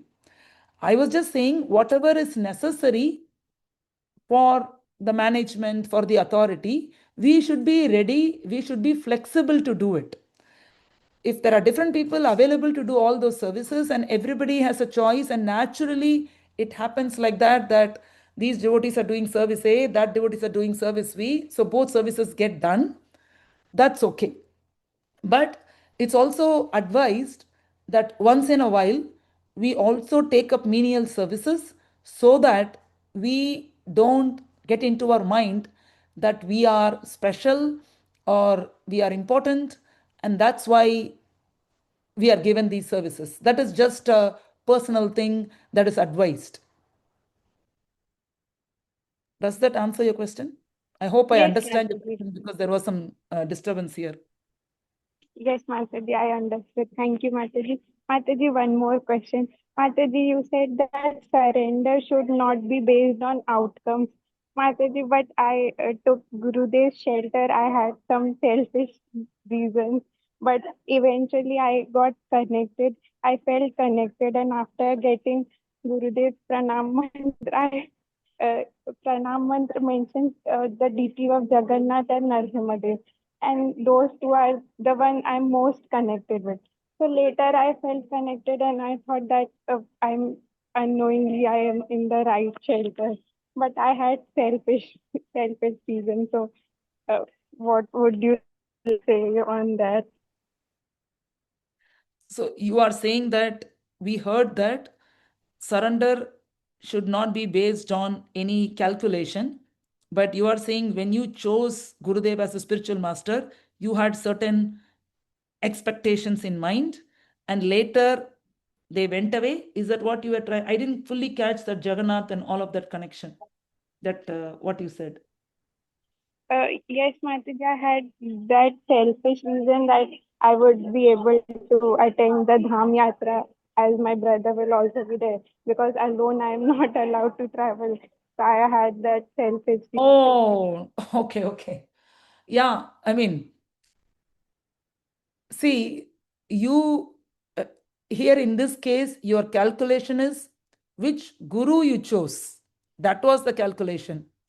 But the choice to accept a spiritual master, that is not with calculation. That is like you wanted to grow in spiritual life. You understood the goal to go back to Godhead. You need a spiritual master. So you decided to surrender to a spiritual master. Which spiritual master you wanted to choose was based on calculation. That is okay. That we all have to make that depending on. Sometimes we say, oh, this spiritual master visits my temple often, so then it'll be easy for me to get more association. So they start, when they say, they start with that, but then the connection when I start to listen to a particular spiritual master, because with that calculation I feel this will be more easier or appropriate. But then once you start reading, and once you start hearing, associating, then you develop the connection. So as you said, this is perfectly fine. Is it okay? Okay, Mataji, thank you so much, Mataji. That's all, And thank you Mataji. for Hare the Krishna, Sadhu. Thank you. And thank you for the very nice bhajan that you sang at the beginning. It was very sweet. Thank you, Mataji. All glory. Thank you. Looks like, oh, the question. We have to go to the chat.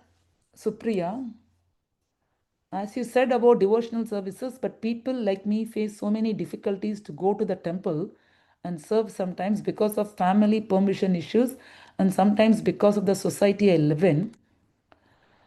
So in this case, I don't go to temple often or daily basis. So this case, I always feel like demotivated that I can't go to temple and serve there. And when I go, it's just ended up with Nothing because I thought I have to do this, and that because I have very less time.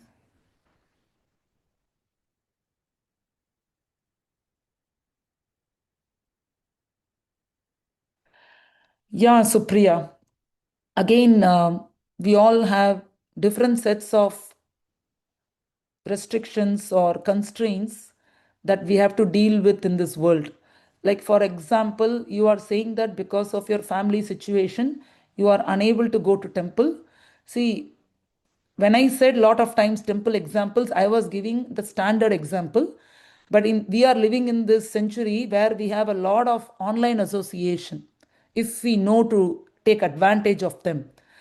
So, you can engage yourself in so many ways. You can join groups where they chant japa, where they hear classes and share realization. Or even if you cannot join, you can hear them at your own time and note down the realization. Of course, you need devotee association.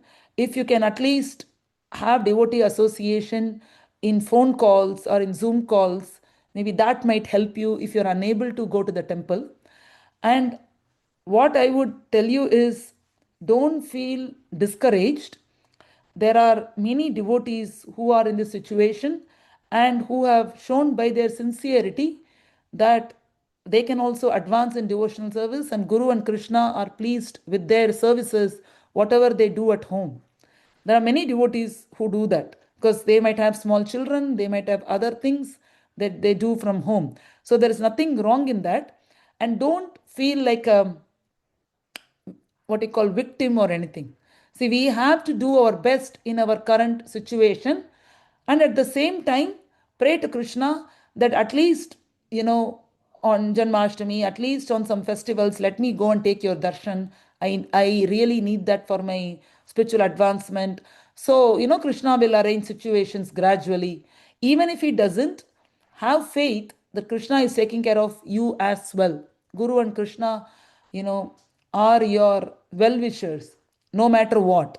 So do the best you can, with your current situation.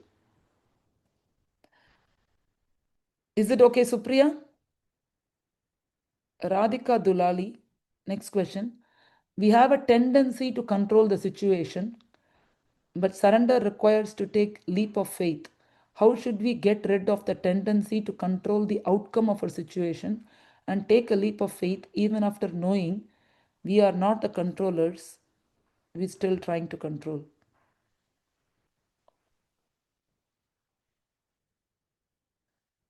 Again, this is only possible by understanding our shortcomings. See, why do we control? Because we think we are better, because we think we know how to do this, because we have a certain assumption that this is how things have to be done. If you do this, this will happen. As you say, that we think we know the outcome, we think we can change it, because we think we are capable in such and such ways. That's why we are trying to control the situation.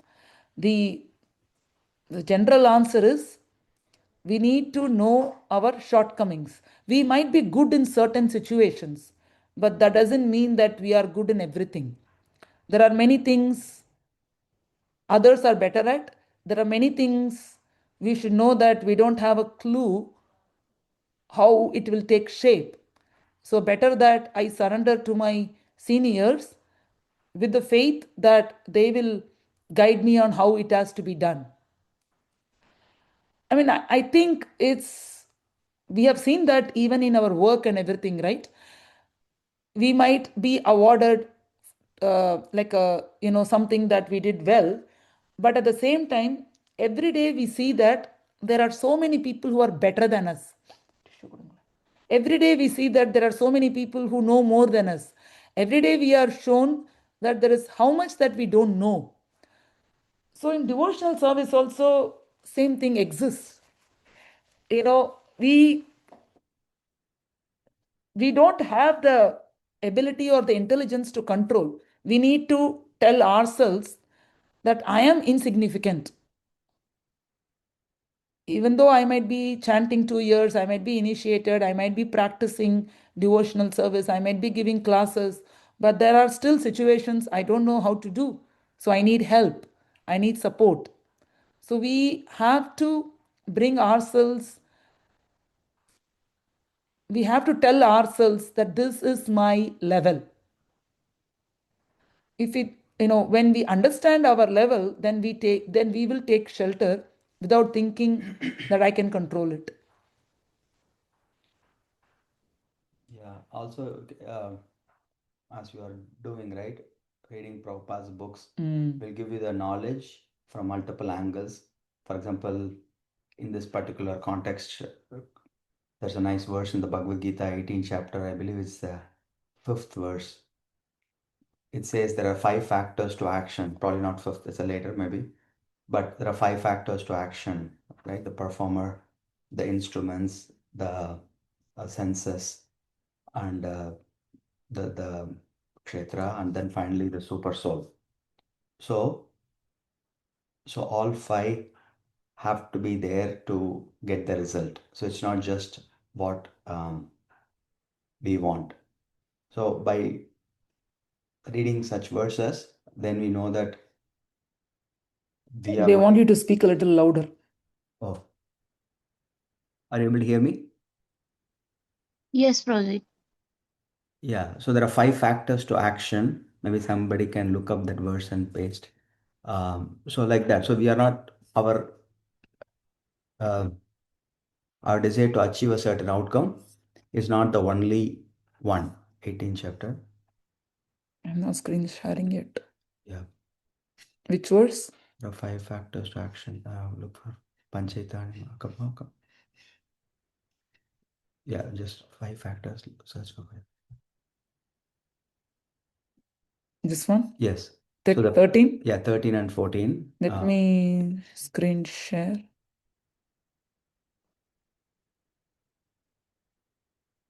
So Krishna says, Panchaitani Mahabaho Karanani Nibodhame Sankhe Kritante Proktani Siddhaye Sarva Karmanam. O mighty armed Arjuna, according to the Vedanta, there are 5 causes for the accomplishment of all action. Now learn of these from me. Right? Maybe you can read this purport. It's a short one only. A question purport by Srila Prabhupada ki jai. A question may be raised that since any activity performed must have some reaction, how is it that the person in Krishna consciousness does not suffer or enjoy the reactions of work? The Lord is citing Vedanta philosophy to show how this is possible.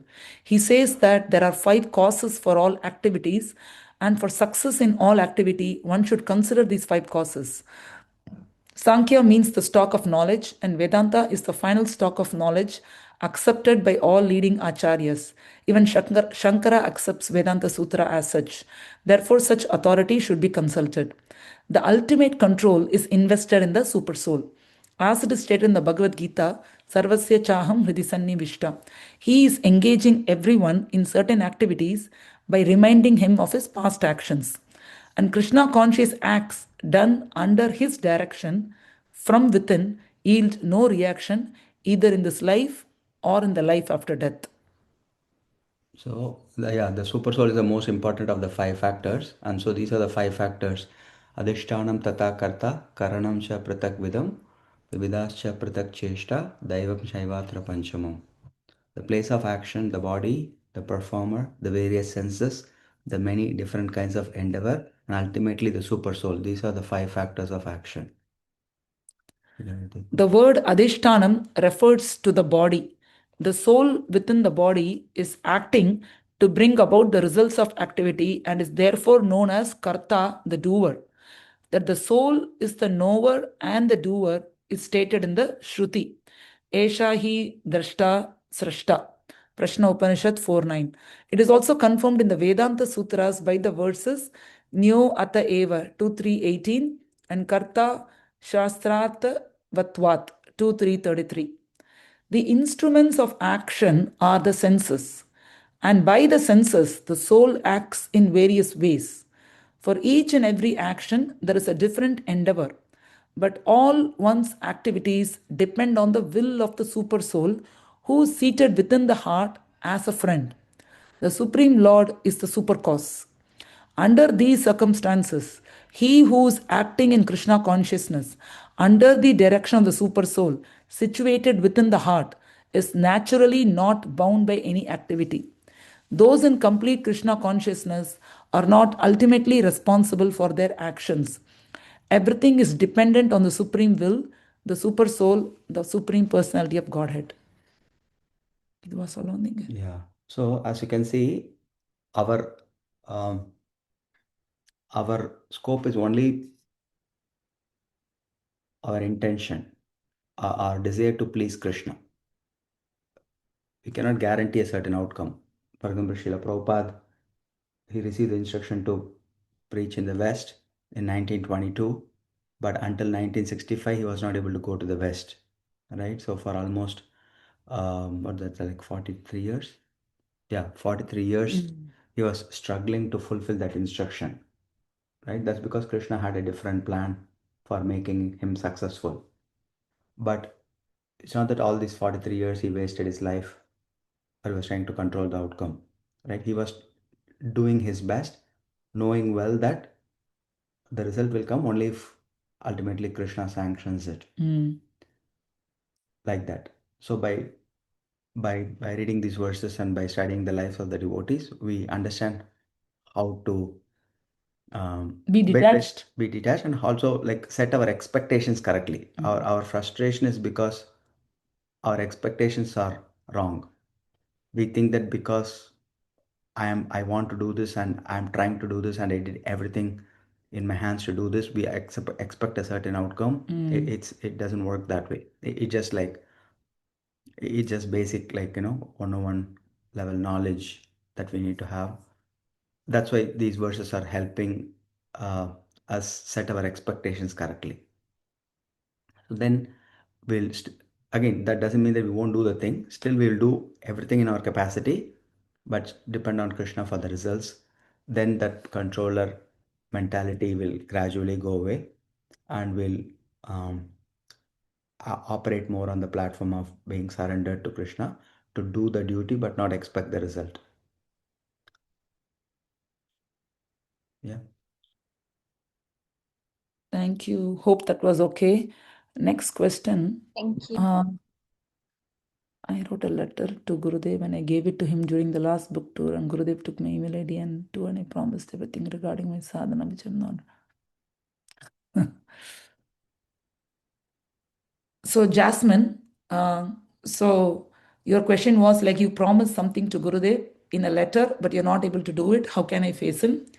See, you feeling that you couldn't do it itself is a sign of surrender, because you know what should be done, but you couldn't do it due to certain circumstances.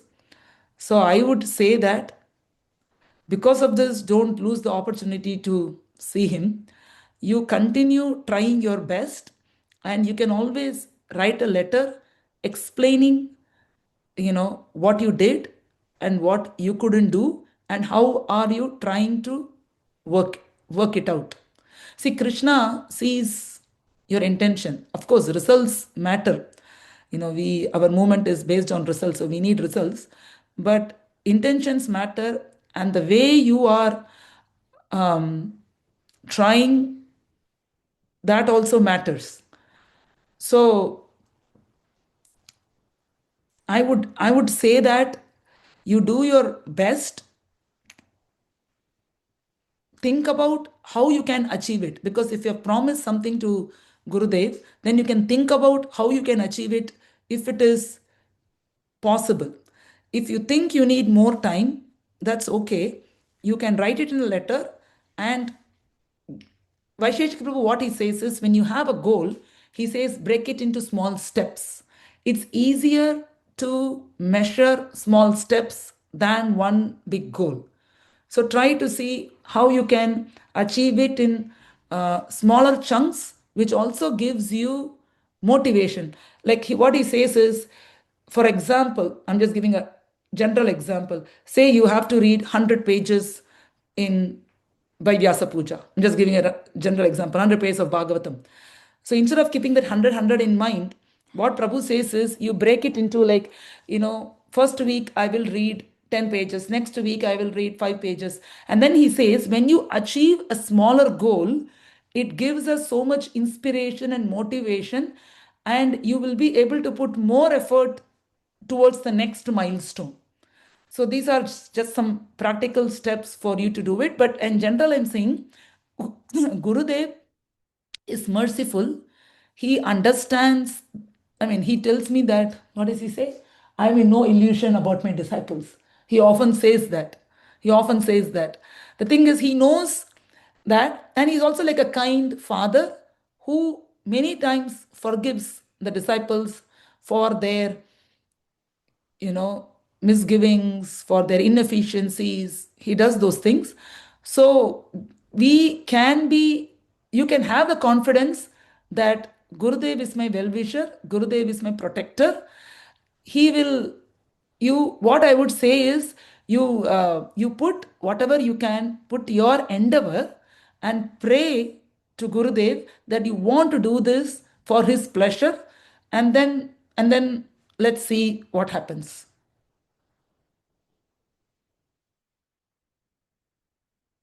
But I would say that definitely don't miss going to Yasa Puja, and you can give a similar letter to him as to where you are right now. Or an updated letter. Yeah, with a changed goal. Yeah, whatever.